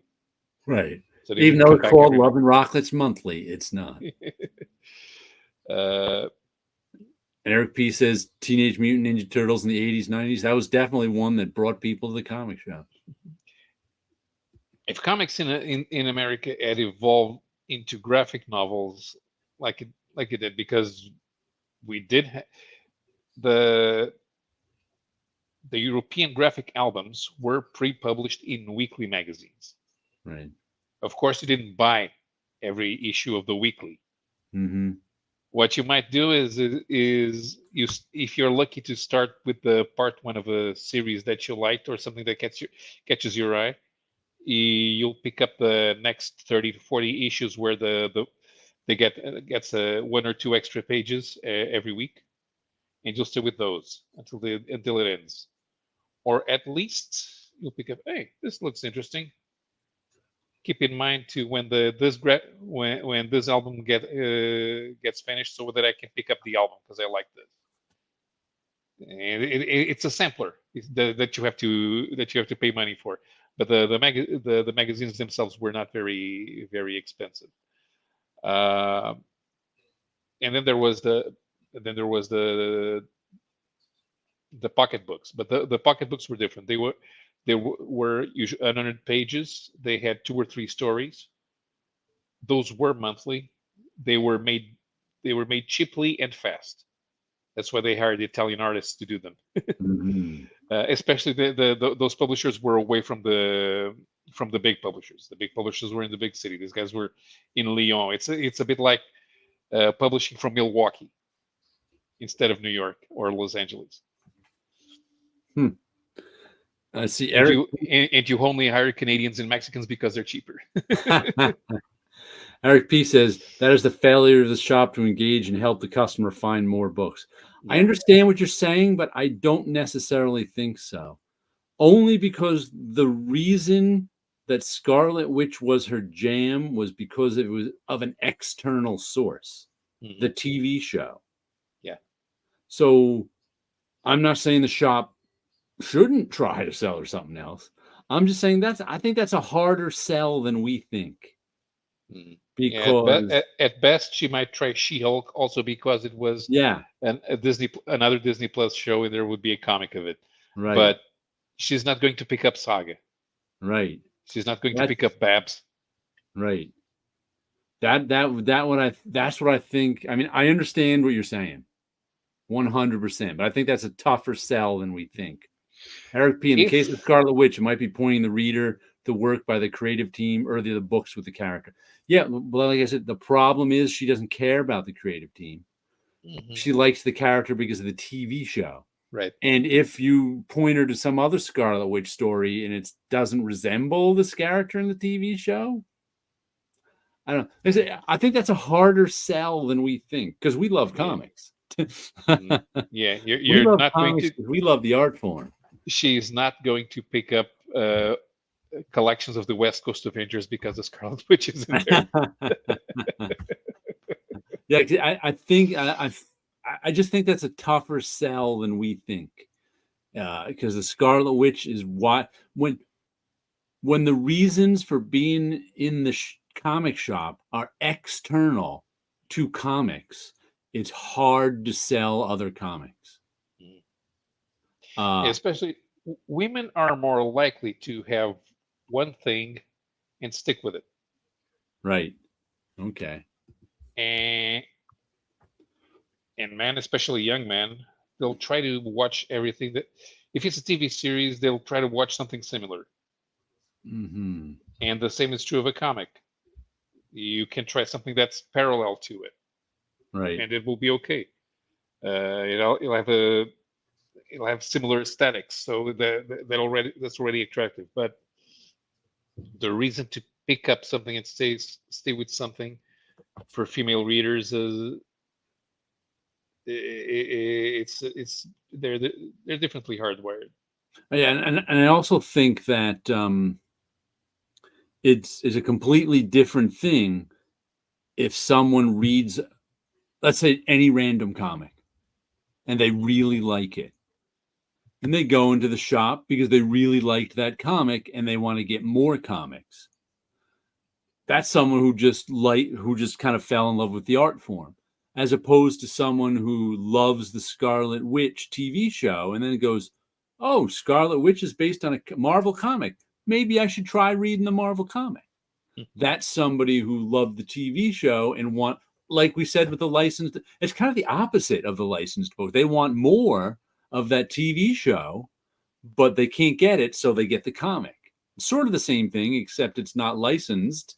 It's the TV show. It's kind of like, but I think that's a tougher sell when they're coming in from a TV show. I wonder if anybody who watched the Bones TV show bought the novels on which the show is based. I think my sister may have, or like I think my both my parents and my older sister are readers, and my younger sister too is a reader, but I don't know. And so they especially like, detective stuff is one of their so sometimes they'll start I think Will Trent is one of them, a recent TV show that I was watching. They'll watch the Will Trent TV show and read the Will Trent novels. So they actually do that. If they like the TV show, they'll go and track down the novels, or vice versa. So I know from firsthand account it happened. How often it happens, I don't know, because my sample size is 4, and all 4 of them kind of do it. So I don't think that's a very good sample, and they're all related to me. Yeah. No, I don't know that that's a good sample. Mm-hmm. I can't extrapolate from it. Mm-hmm. Yeah, I mean, the only time I bought novels because of the movie, and I bought them before the movie, was The Lord of the Rings. And it was actually accidental because, hey, okay, I knew that there was going to be a Lord of the Rings, and I had heard of the Lord of the Rings, but I really wasn't that familiar. And I found The Hobbit. Hey, there's The Hobbit. Yeah, I'll take it home and read it. And I liked it. Oh, this is good. I'm going to pick up the Lord of the Rings. There actually is one thing I did of that recently, just a couple of years ago. What was the name of the show?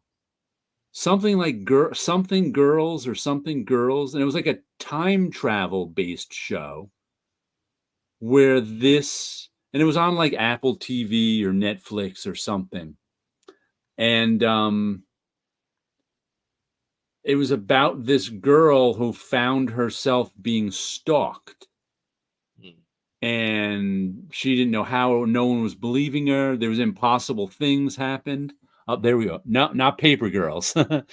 that comic I read. And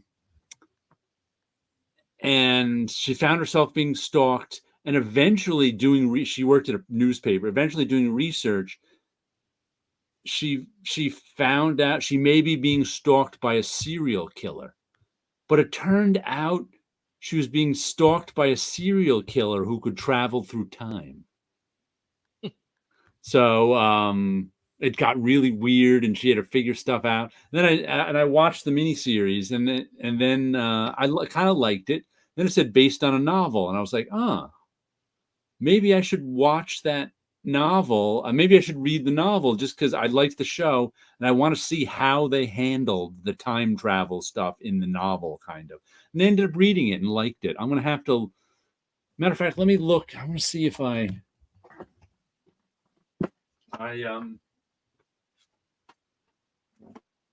read like random books I get from Amazon Prime for free, and I usually review them too, just so I remember what they were. Because otherwise, I don't remember them because they're just like random books. So let me check my review section and see if I can see the name of it. There's probably a bunch of them here. The Scythe, All the Devils. Oh yeah, Barry Eisler writes these spy novels that I like. Here to Stay, Snow Crash, A Killer's Carrying. Clean Kill. No, what's the name of it? Something Girl, The Druid, The Asset. Ah, crap. I didn't write it. Must have been before I started writing reviews for stuff because I don't have it here. Maybe I'll look in my. Oh, did I? Crap. Is it on Amazon or Apple? Now it's driving me crazy. Let's see. Eric P. I got into reading mysteries in the 80s because I found out that the Spencer for Hire book was based on a series.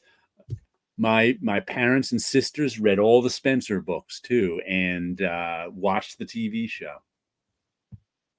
Also, they also read the Jack Reacher books and watched the TV show. But they read all the books before the TV show.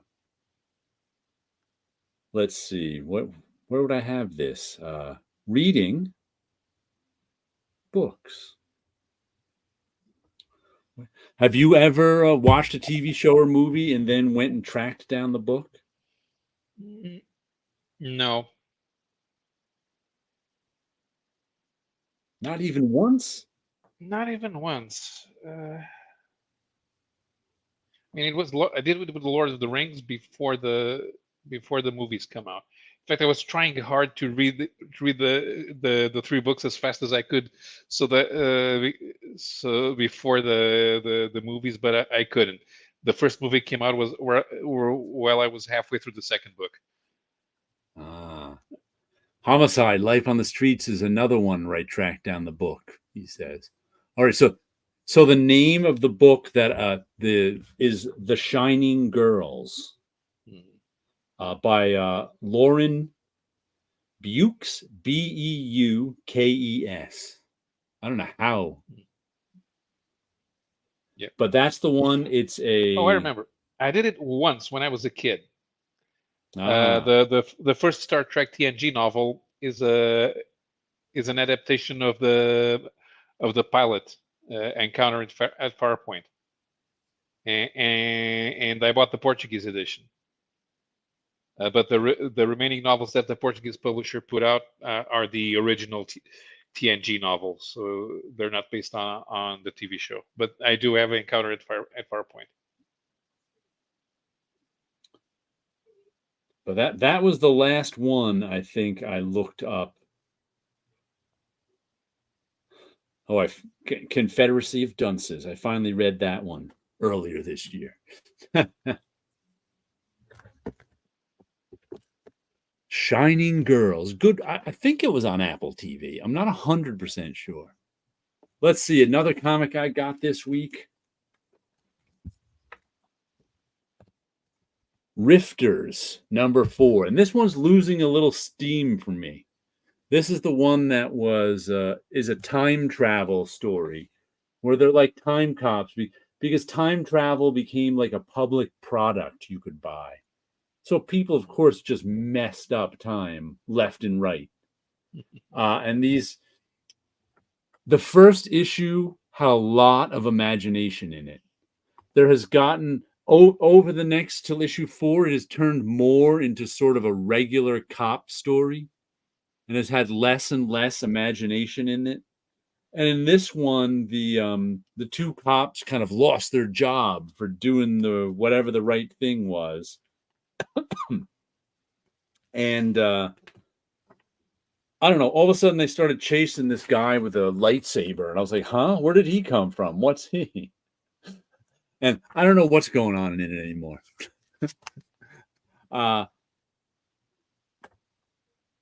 It's just okay. The first issue was closer to an A than the fourth issue. The fourth issue is a B at best. So I'm kind of like, pick it up, guys. Let's get the story going. Either end the series. I mean, I can't imagine it's going very long because I don't know the creators at all.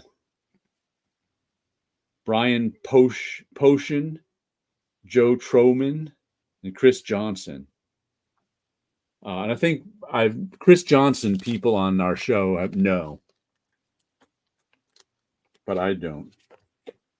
Desolation Jones, the Biohazard edition. There's an old Warren Ellis J.H. Williams thing coming out. Mm-hmm. I can't remember if I read that or not.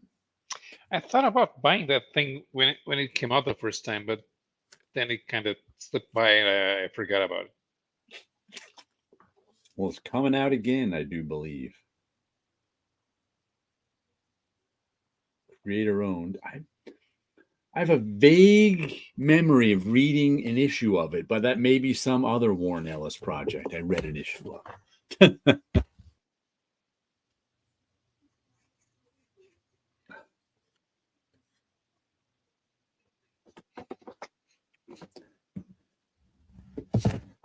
And I got the new issue of Vogue this week, of course.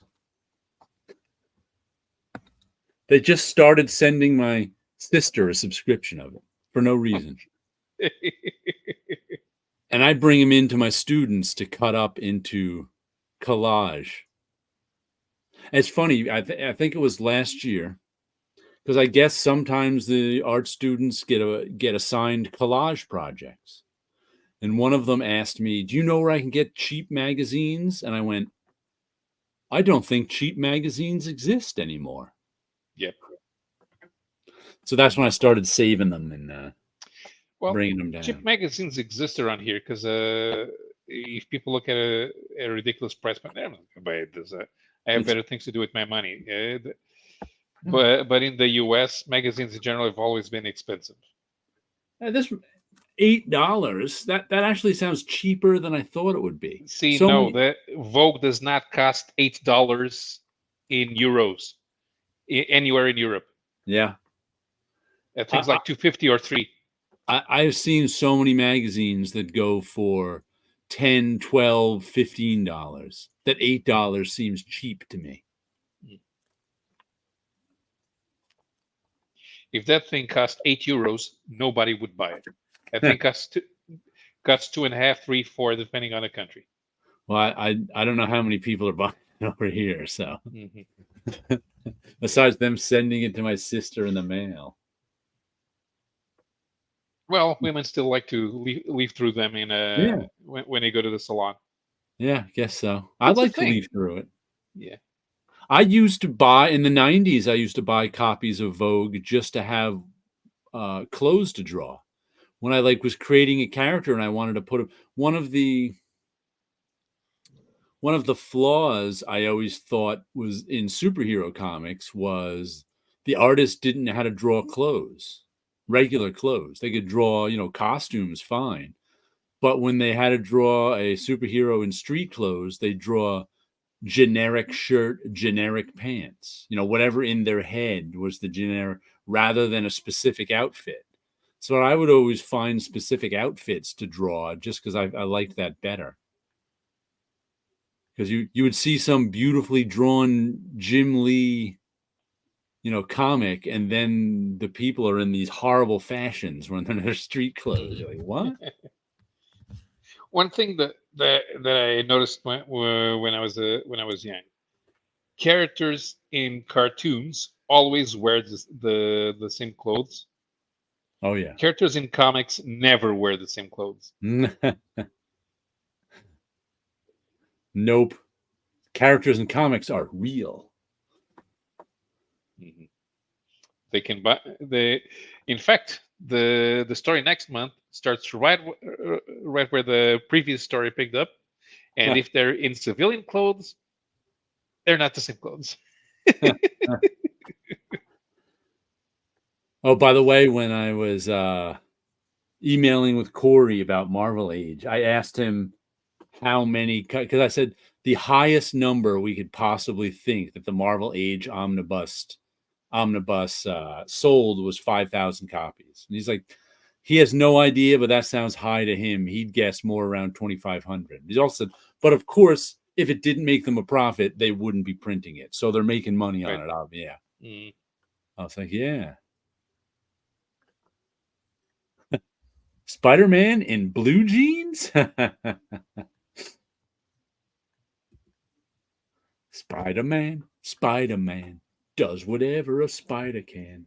And here we have the issue 5 of 6 of Helen of Windhorn. Paulo's going to have to tell me how to pronounce her name again. Bilkis. Bilkis Evely. And Tom King, Bilkis.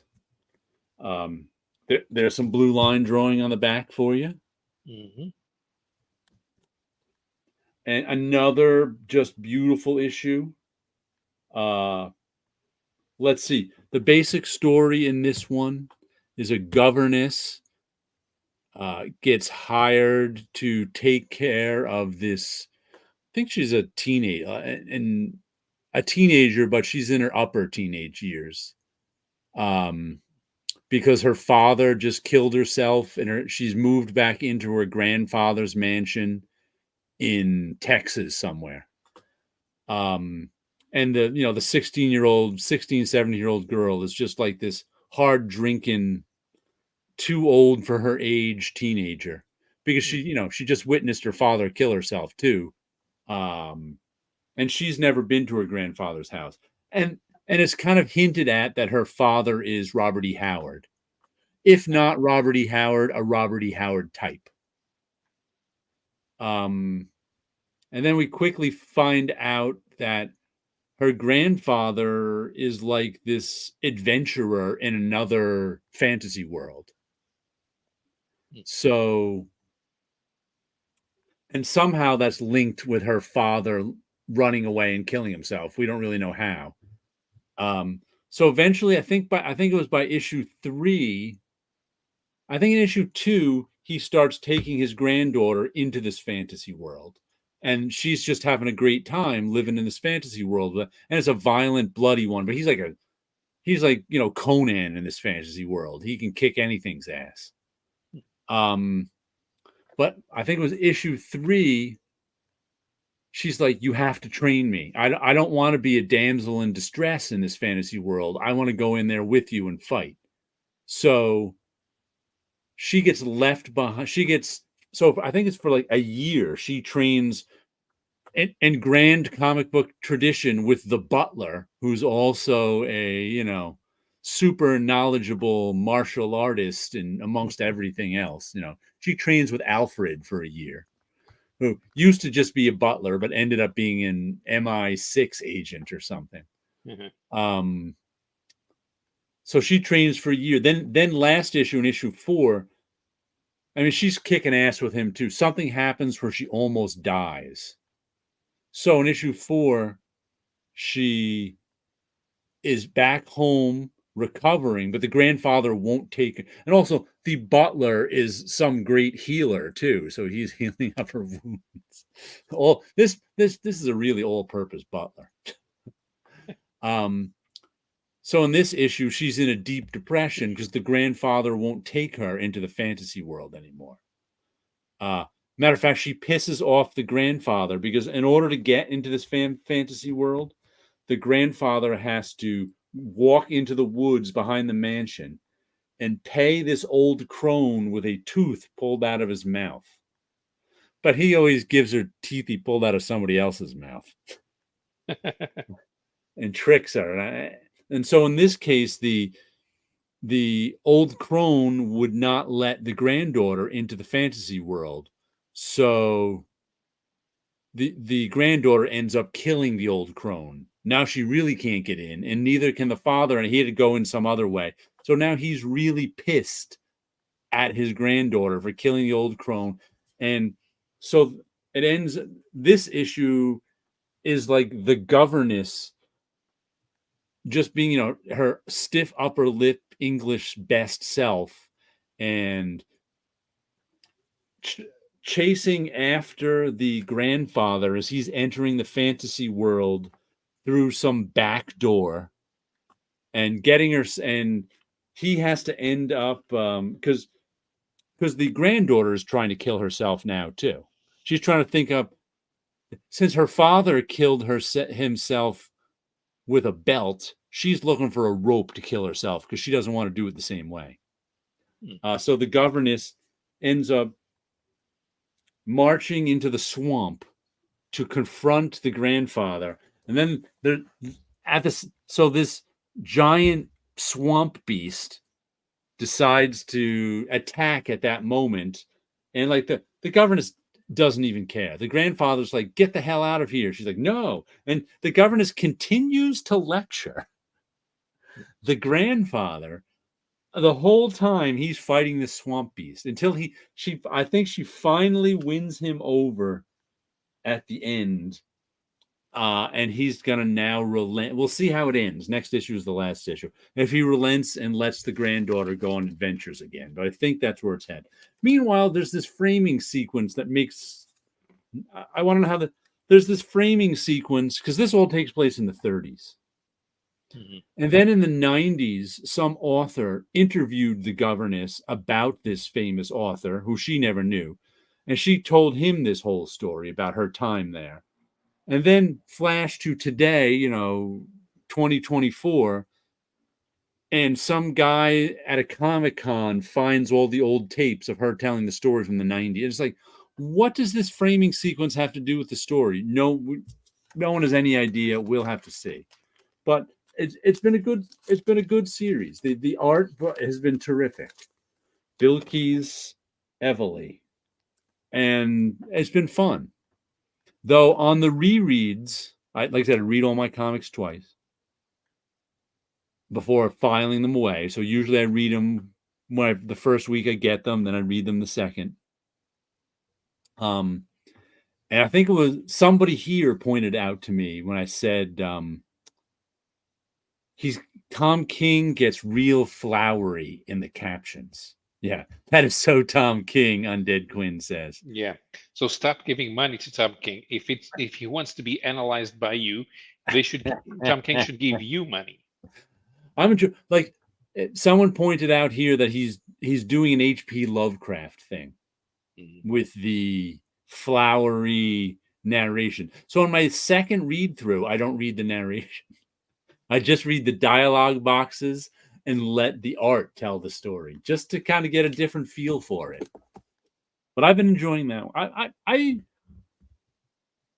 I've enjoyed a bunch of the Tom King I've read, not the Marvel or I've only read, I think, one DC. I read Miracle Man, not Miracle Man, Mr. Miracle, and that was But I love the stuff he did with Elsa Chartier. But I love her artwork. I think that's what really does it for me.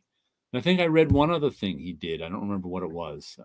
But I'm enjoying that. Once again, it's the artwork that really makes it.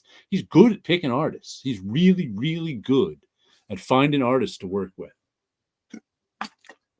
Because that guy he did Mr. Miracle with was excellent. The guy he did the Vision with that I didn't read, it may have been the same guy, was excellent. So he's not working with B-level talent artists.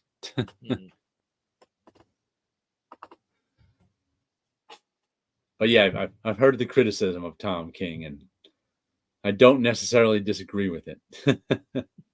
But if he's got a good artist, I'm okay with it. Because the art is half the writing. What Tom King stuff have you read, Paulo? I perused through the Vision in the store. I bought Omega Man. Omega Man? I forgot about that one. Yeah. Who's the artist?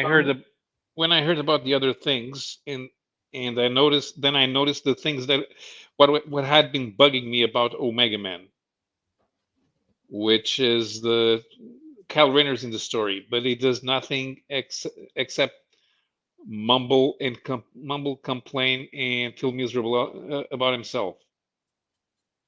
And Kyle Rayner's there to be Tom King. So why would you write yourself into a story if you're not the hero? At least be Jiminy Cricket. But no, you write yourself into the story, and what do you do? Nothing. You had nothing of value to the story. You're not doing anything there. So that's the whole point about that I and a lot of other people figured out, is that Tom King is writing comic books instead of going to a therapist. Yeah. And then that way he earns money. He doesn't pay it. Yeah. But we need to be entertained, and Tom King is not being Russell Crowe. Tom King needs to be more Russell Crowe. He has to come on and say, "Are you not entertained?" And then we like Rorschach, we'll say no. We will look down on Tom King and say no. Undead Quinn asks, do artists carry his book over the writing? I would not say that. I would say in a comic book, besides what the actual drawings look like, the art is half the writing. How the story is told visually is half the writing. And if the two things don't mesh up, if the two things aren't in sync, it's not going to be as good as it could be. So it's not the art over the writing, it's the art with the writing, because the art is the writing. People tend to think of just the words in a comic book as the writing, but I don't think that's true. Because in a comic book, you're just not reading words, you're reading words at the same time you're looking at pictures. I always say that the reason comic books are my favorite medium is that with a regular book, the words create images in your head. So you're reading the words on the paper, but everything that's creating the stuff that's going in your head. So everything that's on that piece of paper goes into your head, and you're making what's ever going on in that book in your head. With a movie, you're watching a movie and you're not creating anything in your head. You're going into the space of the movie, and whether that movie is good or bad depends on if you're in that space or not. Which is why it's so much easier to watch movies and TV than it is to read. You know, when you're watching a movie or watching TV, you're not using your mind. Your mind is going into the space of that movie or TV, and it's doing a different thing. With comic books, there's words and there's pictures, but it's not creating a space. There's a space kind of between your head and the comic. It creates a different space.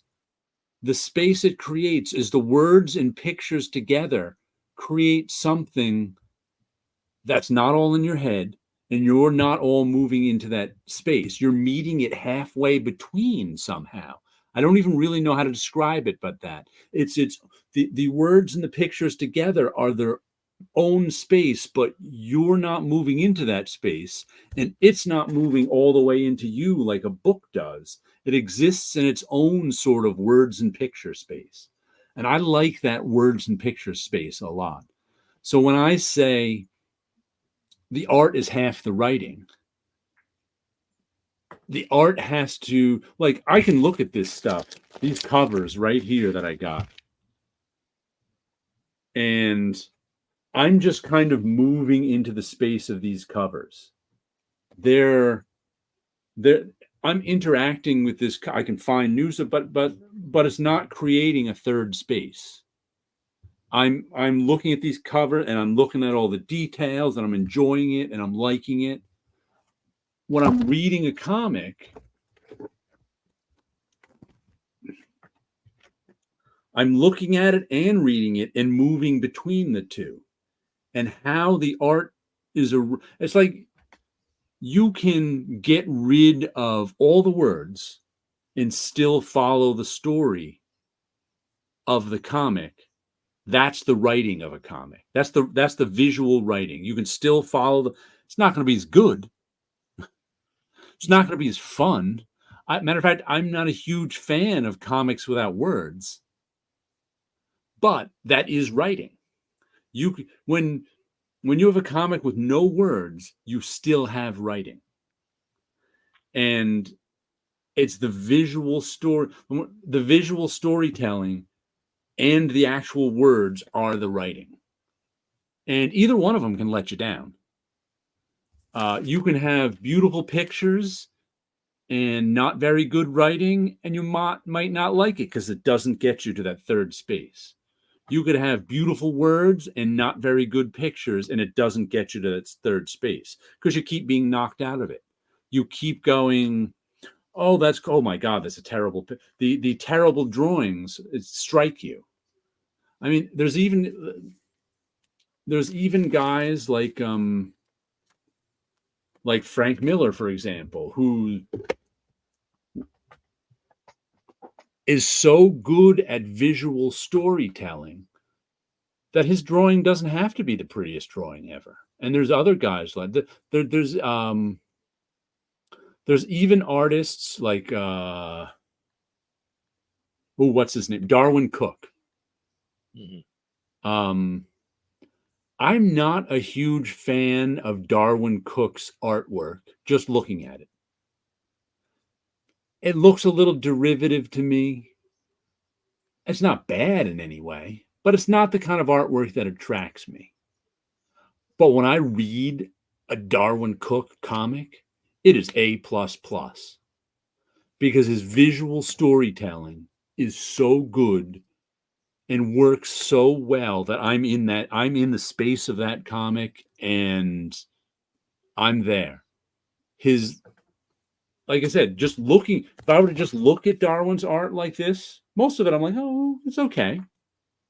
But reading it is A++. So there's that sort of thing too, and that's how good he is at writing with his visuals. See what Damon died. Tom King's writing is sometimes too word. That's what can take you out of that space. His Superman Walmart book in Danger Street was bearable. Loved those too, and his Batman run wasn't bad, even though I didn't read the whole run.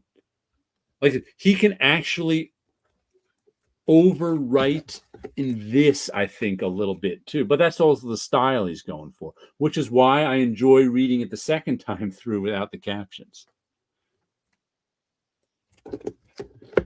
Does that ring true for you, Paulo, in reading a comic? What do you think? Yeah, there's that old trope that comes from understanding comics, that action happens in the gutters between the panels. And I opened up a couple of pages here at random from Joss Whedon's and John Cassidy's Astonishing X-Men, and you can actually see it. You can Let me get you big. Hold on. All right. So you have Wolverine here over Scott Summers and Emma Frost in bed, because Jean Grey had died in Grant Morrison's New X-Men.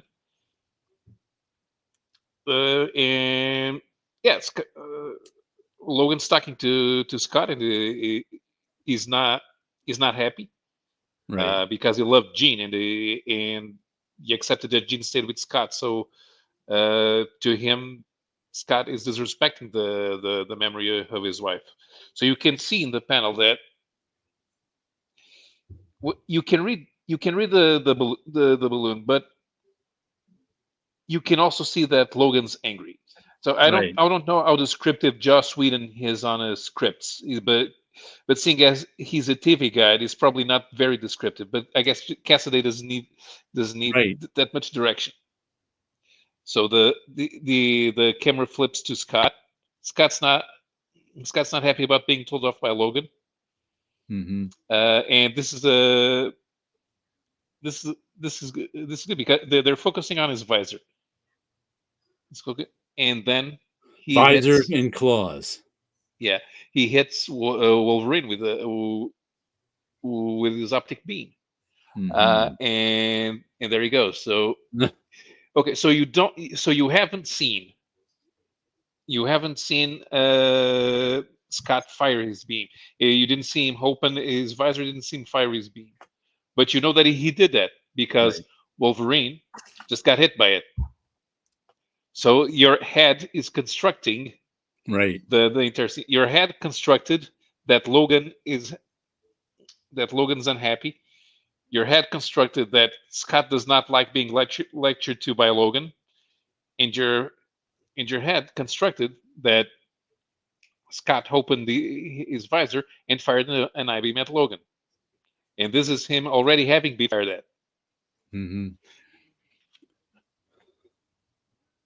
Here, and like here, you see Wolverine landing, but then you see him getting up. But you didn't see him get up. It was already flipped. You're seeing the action in your head of Wolverine Mm-hmm. getting up. And on a more specific note, so Hank McCoy goes into the room. There's Emma next to him, and in the next panel, Emma's not there. You see the speech, you see the speech balloon where she was, which indicates that she left. But even without the speech balloon, you know that she left, but you didn't see her leaving. Right. And that's how comic book language is constructed. It's the it's what we like about it, is that we create the action Yeah. by Makes it looking at these frames. right. And it's weird because it's a space in your head, but it's not the same space in your head as a novel. Mhm. Right. Because One the thing. One thing pictures and about, words have to have work together to create that yeah. space in your head. Mhm. And Cassidy because Cassidy is a very good storyteller, Right. he can do that for you, and Mm-hmm. he can make Joss Whedon's script better. And what's weird too is a lot of times until you actually sit down and read it, you don't know how good the storytelling is. Kind of like because I've had that happen to me. Like one of my favorite indie guys from the 90s is what's his name? Yurkovich. What's his first name? Who did Death by Chocolate? Is it Scott? Is it? Well, I can't remember. I met him once or twice. There's a comic in the 90s, indie comic called Death by Chocolate. Mhm. Um, by oh god, is it? I may be confusing his name with some. I think it's Scott Yurkovich. Um, but his drawing style was kind of crude, Frank Miller-ish, let's say. Mhm.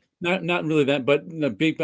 And he was one of those guys who just flipping through the pages, his art didn't really attract me. But when I read it, it was like, whoa, really, really good stuff. Because it was such a good story.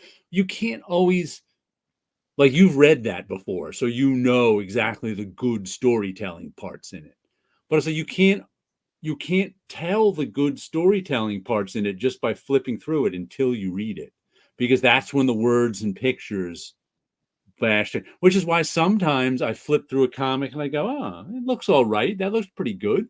So I'll buy it and I'll bring it home, and either it's not good or it is good. Because flipping through it, it looked pretty good. But here's David an David example of Yurko, that. David Yurkovich. David Yurkovich. I'm confusing him with a guy I used to know named Scott Yurko, I think was his name. David Yurkovich. There we go.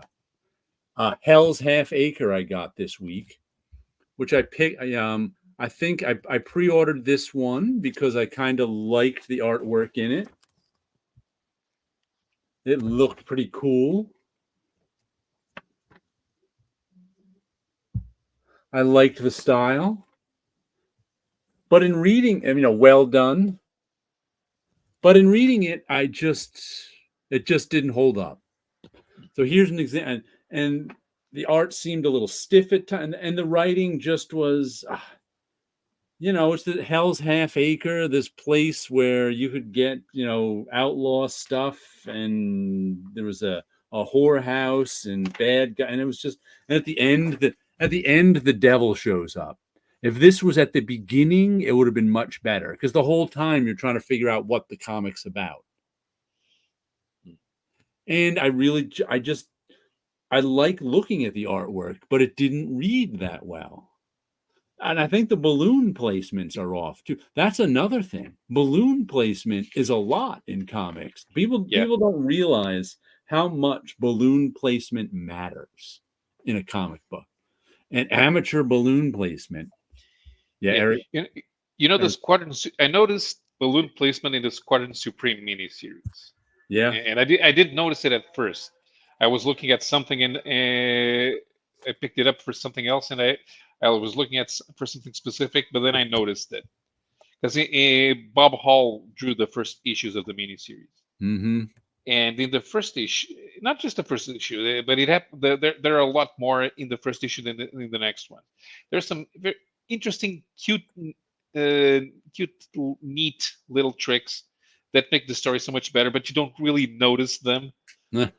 And like there's one scene in the early pages of Nighthawk jumping out of a flying car into the next balloon, into the next frame, but there's a street lamp on it coming out of the panel onto the next panel, and he grabs onto it to slide down. But so you see him jumping from the panel to the pole in under the street lamp on the other panel. And it's a neat little trick. There's and the placement of the balloons kind of follows him around as well. There's another one where a couple of issues later, where the wizard is foiling a bank robbery, and the way they made him move specifically. Grunwald and Bob Hall made him move specifically from left to right so that the balloons can follow him.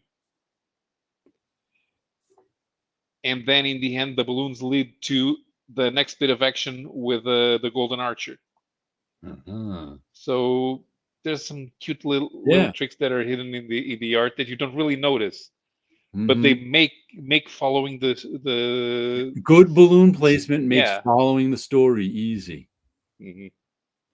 See, Undead Quinn says Tom King's after Batman 50, it went off the rail. A lot of people I saw on YouTube back then were really into Tom King's Batman, and by the end, I think he just worn out his welcome. Mm-hmm. It's amazing to me how many people think that. Ray Fawkes' art more abstract, but writing works. Stephen King once discussed the end of Cujo. Mm-hmm. Because in the novel, the family doesn't get saved. Right. And in the movie it does. And in the movie, I denied the audience a closure. Huh. He explained that. Right. And it's the thing. So there are some writers who try to be clever. Ha, you thought I was going that way, but I was going that way. Ha, fooled you. And that's stupid. You're not there to fool the audience. Try to make yourself look smart. You are telling a story, and the story has a point. So you have to reach the point of the story. The point he was telling is that Bruce Wayne and Selina Kyle were going to get married. And then he had the cold feet, not the characters. So it's unnatural the way that they didn't get married. Right. Because the story was going in that direction. And I was wondering how they were going to get out of it, because I knew they didn't want to marry Batman with. Well, eventually, look, it was going to be a thing, the thing, and eventually, that they're going to split up because it's comics.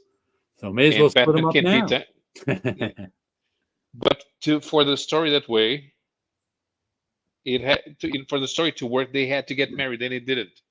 So it doesn't. Okay. So now the story doesn't make sense.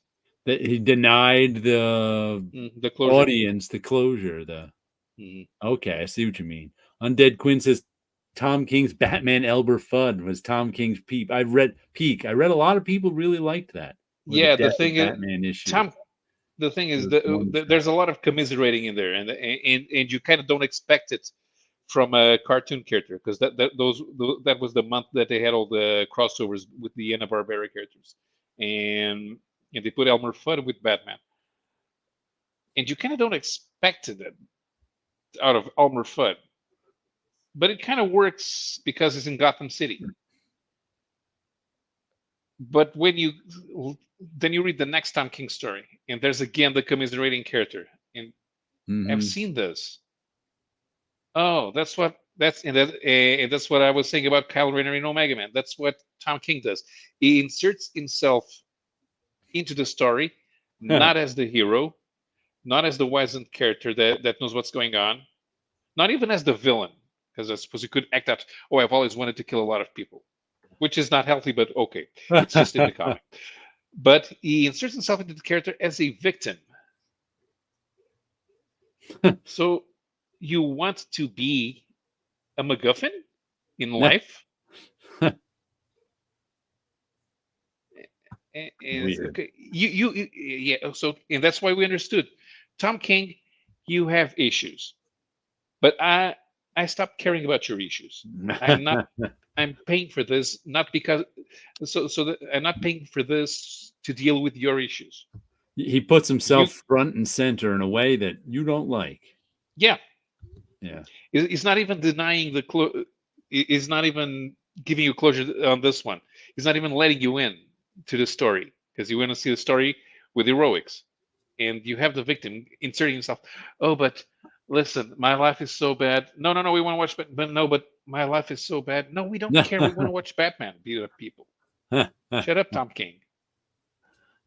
And what pissed off most people wasn't even there were people who didn't know what he had done before, and they were reading his Batman, and they thought he was clever.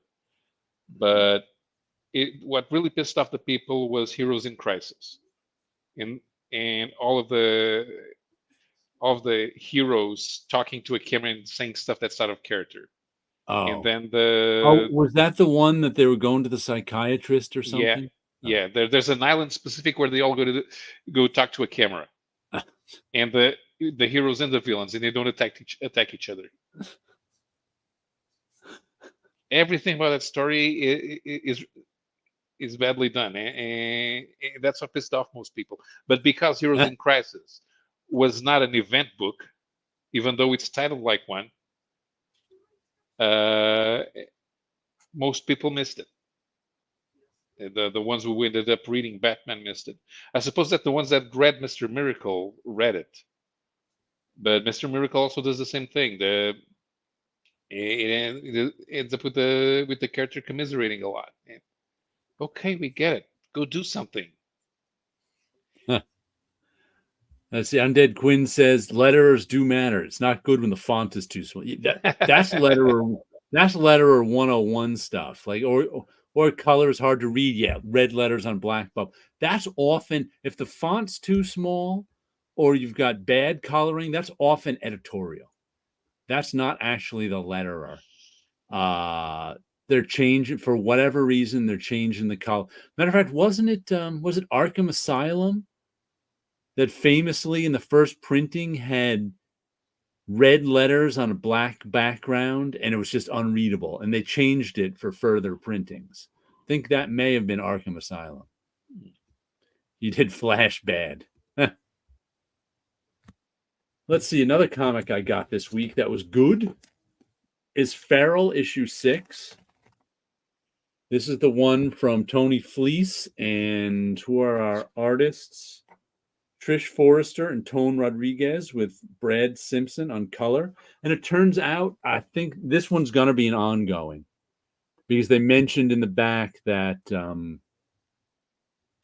when they did Stray Dogs, it was kind of easier because they had the whole thing written from front to back.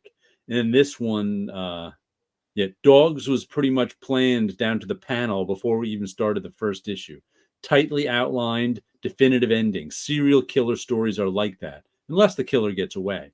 But zombie stories, we're having a lot of fun. And how much can you explore a zombie story? We hope you are too. So this whole issue was about the it's it's a zombie story, but it's rabies that's turning these animals into zombies, kind of. Um, and this whole issue was one of our main characters from the first 6 issues. What's Patches? I think this is Patches. Uh, Patches' point of view as he succumbs to the rabies. So the whole thing is going through his mind and what's going on, and he's hallucinating, and he's just like kind of breaking down as the rabies is taking over him. So this one's a pretty sad issue. As a matter of fact, at the end it says that was a pretty sad issue. We'll try to make the next one a little more fun. Right? What is it? I hope you enjoyed the POV interlude. I mean, is enjoy the right word? I wrote the thing, and even I'm heartbroken for poor Patch. So good stuff. I'm on the Tony Fleece bandwagon. I think that's 3 of his books I'm getting. Local Man, Feral. Ooh, I can't remember the other one, but I think it's the third. He's got 3 books coming out. Oh, the next one's coming out October 30th. I thought they might be taking a little break, but they're not. Oh, Stray Dogs in Revival from the Tony Fleece. Yeah, I'm getting Local Man. I don't know what the third book is now, but there's a third book I'm getting from him.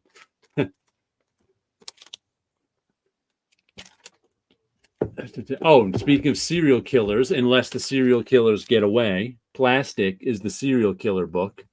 Issue 4 of I don't know. This usually goes 5 or 6, but it's building up to the serial killer against the criminal gang.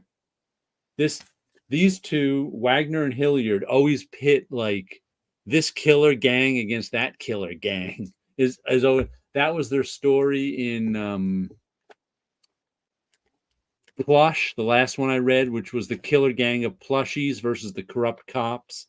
And that was the one in Vinyl too, which was the cult against the gang of thrill killers or something like that. Yeah. Feral, such a great book. Patches Infected now. Yeah. Went to the yeah. Such a great book. It is good stuff. Undead Queen. Good point about fonts red on black. Not to mention weird shit. That is like font 101. But sometimes even like long time good letterers get caught. I can remember when it's around now. The font that Richard Starkings made up for Thor. And I think it was Avengers, the George Perez drawn issues way back in the late 90s. Mm-hmm. Editorial eventually had to have him change the font because it was so unreadable. He had he gave Thor his own font, and every round letter had a dot in the middle of it. Yeah. So it was really hard to read. It was supposed to represent both a Nordic rune and the weird accents that Swedish has. Oh yeah, what? And it was just so they're eventually like, this is too hard to read. Can you take? I've seen him use that since then, though. Yeah, if it just looks gothic, it's good enough. And I was making a comment on speaking of lettering. Oh, I forget his name. The Bad Ink Studios is his handle on TikTok, and he does a lot of lettering demos of how to do letter. People give him challenges too. How do you make a guy who's saying this in lettering? Da da da. But he was just doing. I always busted on the letterers at Marvel all the time, like all the way up into early 2000s, because and Dave Sharp was always like, that's what the editors want. Whenever you had like Iron Man or any high tech font, it was always LED font. and it's always based on LED font, the digital watch font from the 70s. So whenever you want to, like Iron Man's high-tech armor had LED font on the heads-up display. And that's what's always on that. And it's like nothing says futuristic technology like 1970s digital watches. And it's everybody still uses it. Yeah. Even if it's not the exact font, it's based on, even though all our computers use every font in the world, any actual heads-up display will use any variety of font you want. If you want to say futuristic high tech in a comic Well, book, you use LED font. you know when they're hacking computers on TV and movies, they still use terminal font. Oh yeah. Undead Why? Twins, because script fonts are some of the hardest to read. Holy cow. And even in the days like where they used to handwrite the script, I'd be like, oh man, you're killing me. You're killing me with your script font. That's been used. Anything that like wants to look like a journal, they'd always use script font in. And like people, even in their which is why in the I don't know if he's still listening, Comic Crack, but he was doing some writing for Canon magazine. And in his, they did the Alex Toth thing where they printed his article in his handwriting. And I was like, he's just trying to make this hard for me to read. It's like those. Have you ever read those Alex Toth letters? No. That he also used to do editorials in magazine, and it was in his handwriting, Alex Toth's handwriting, and it is just so hard to read. It's like, stop it. Somebody typeset this. I don't want to read this in a magazine. Like if Alex Toth would ever write a letter to like Alter Ego or Back Issue or whatever was around at the time, they would print his letter in his handwriting. Because I guess his handwriting and letters were famous, but I still found them hard to read.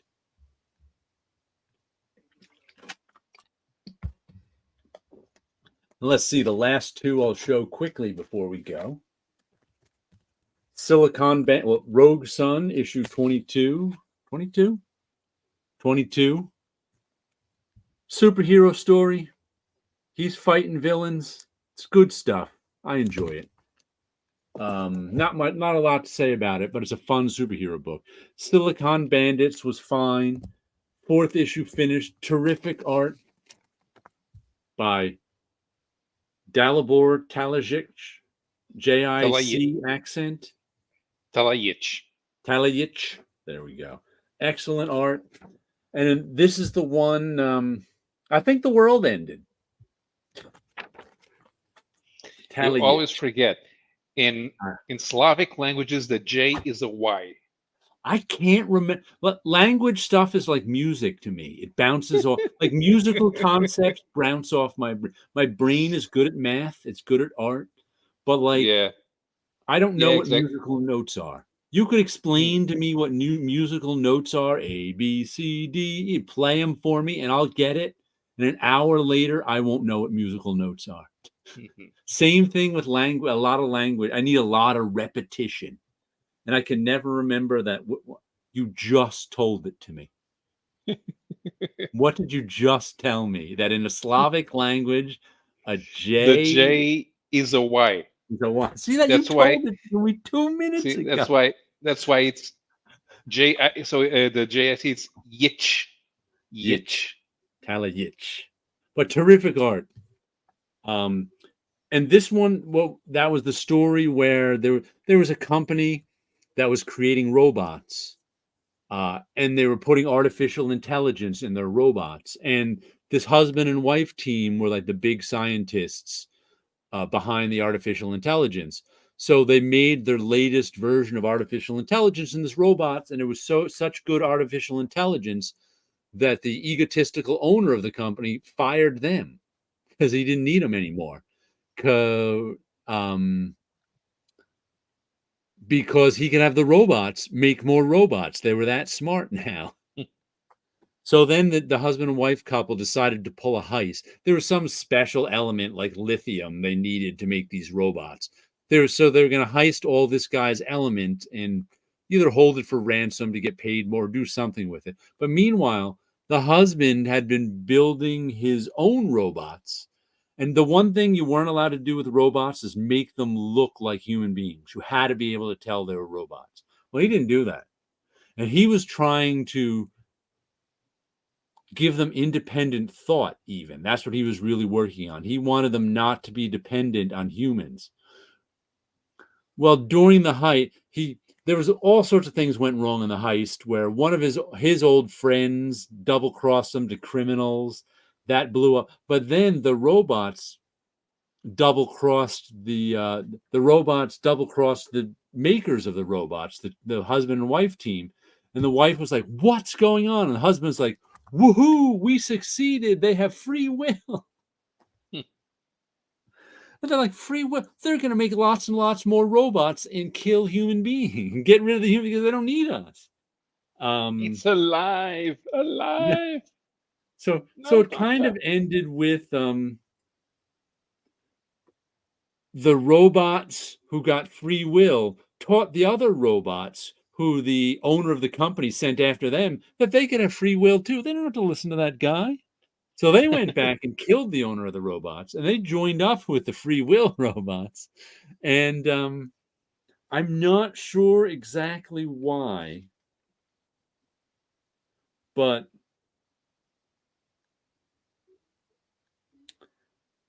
the guy who created the robots, that guy right there, and wanted them to have free will, was like, "They're gonna kill me now." And he's like, "I understand." And he's like, "It doesn't matter." Aurora's his wife, and he's like, "We do feel a stronger connection to our fellow androids than to humans, but we'll be forever indebted to Kenji Sato for creating us. You've done a really wonderful thing. Thanks to us, you've given us the world something it lost years ago, hope." And she goes up to to Kenji Sato. He's like, "No, don't. It doesn't matter, Aurora. My work is done." That's what the husband says. Then the robots just pull his head off and pull something out of it. I don't know what it was in his head. They're like, "Okay, bye, gone. We're out of here." Then it ends. Then it ends. I don't know if it's supposed to be continued with the wife just sad and slinking off into the shadows after the robots. So it's like, you know what? I think those androids are going to take over the world now, but we really don't know. Yeah, that's just it. Congrats, you made Skynet. Yeah. The guy was like, "Woohoo, I made Skynet." Yeah. That pretty much sums up the ending. Good job there. Congrats, you made Skynet. But it was a good series. I enjoyed it. And the J is a Y. Talayik. Talayich. Okay, so Talayich. this, Okay. so Talayich. the C is never pronounced like a K in Slavic Right. languages. It's pronounced ts, So, but because it has the accent, it becomes ch. If you put the accent over an S, it becomes sh. But over a C, because the C is ts, it becomes ch. congrats, you made Skynet. That should be on that should be the blurb on the back of the trade paperback. Undead Quinn, congrats, you made Skynet. That sums up the whole series.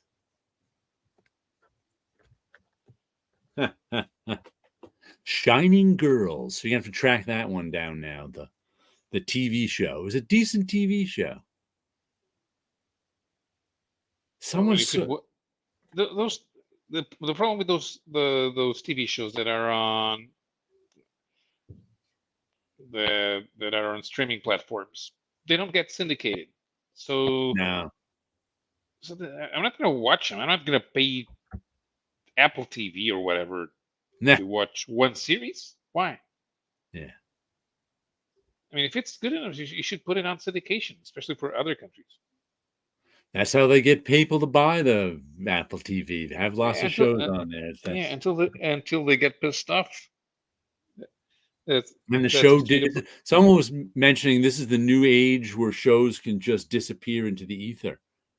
Yeah. because Netflix decides to take it off their streaming service. And one of the shows that's disappeared into ether is one of my absolute favorites. I have a bootleg copy of it, but do you remember when Amazon did pilot season? It must be 10 over. I mean, I think it was 2012, where they put out like 5 shows, just the Mm. pilots of, and whichever ones were the most successful, they were going to make a series of.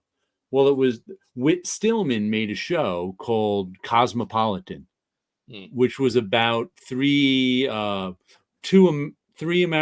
expats and one Italian expat living in Paris. And I'm a Whit Stillman fan to begin with. He's the director who I own the Greta, what's her name? Greta Gerwig shirts from, that are hanging up in behind me in my videos.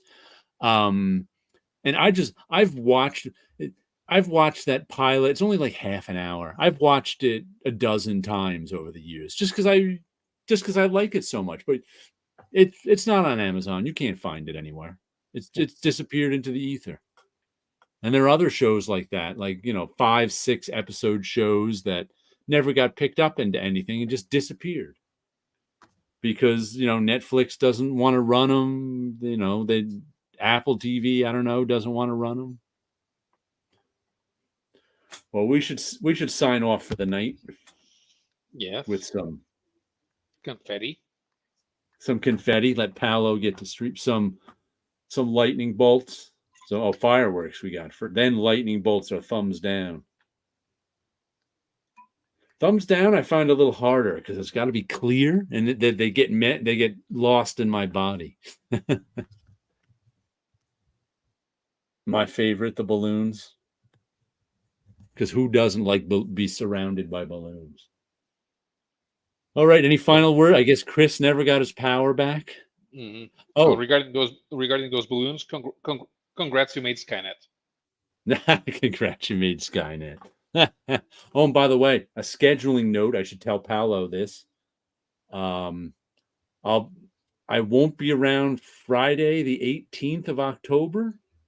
Mm-hmm. It's my nephew's birthday party. I'll be up there for that. I actually might be back before 9, but I definitely won't be here at 6. So okay, we have to put together a special edition of you guys.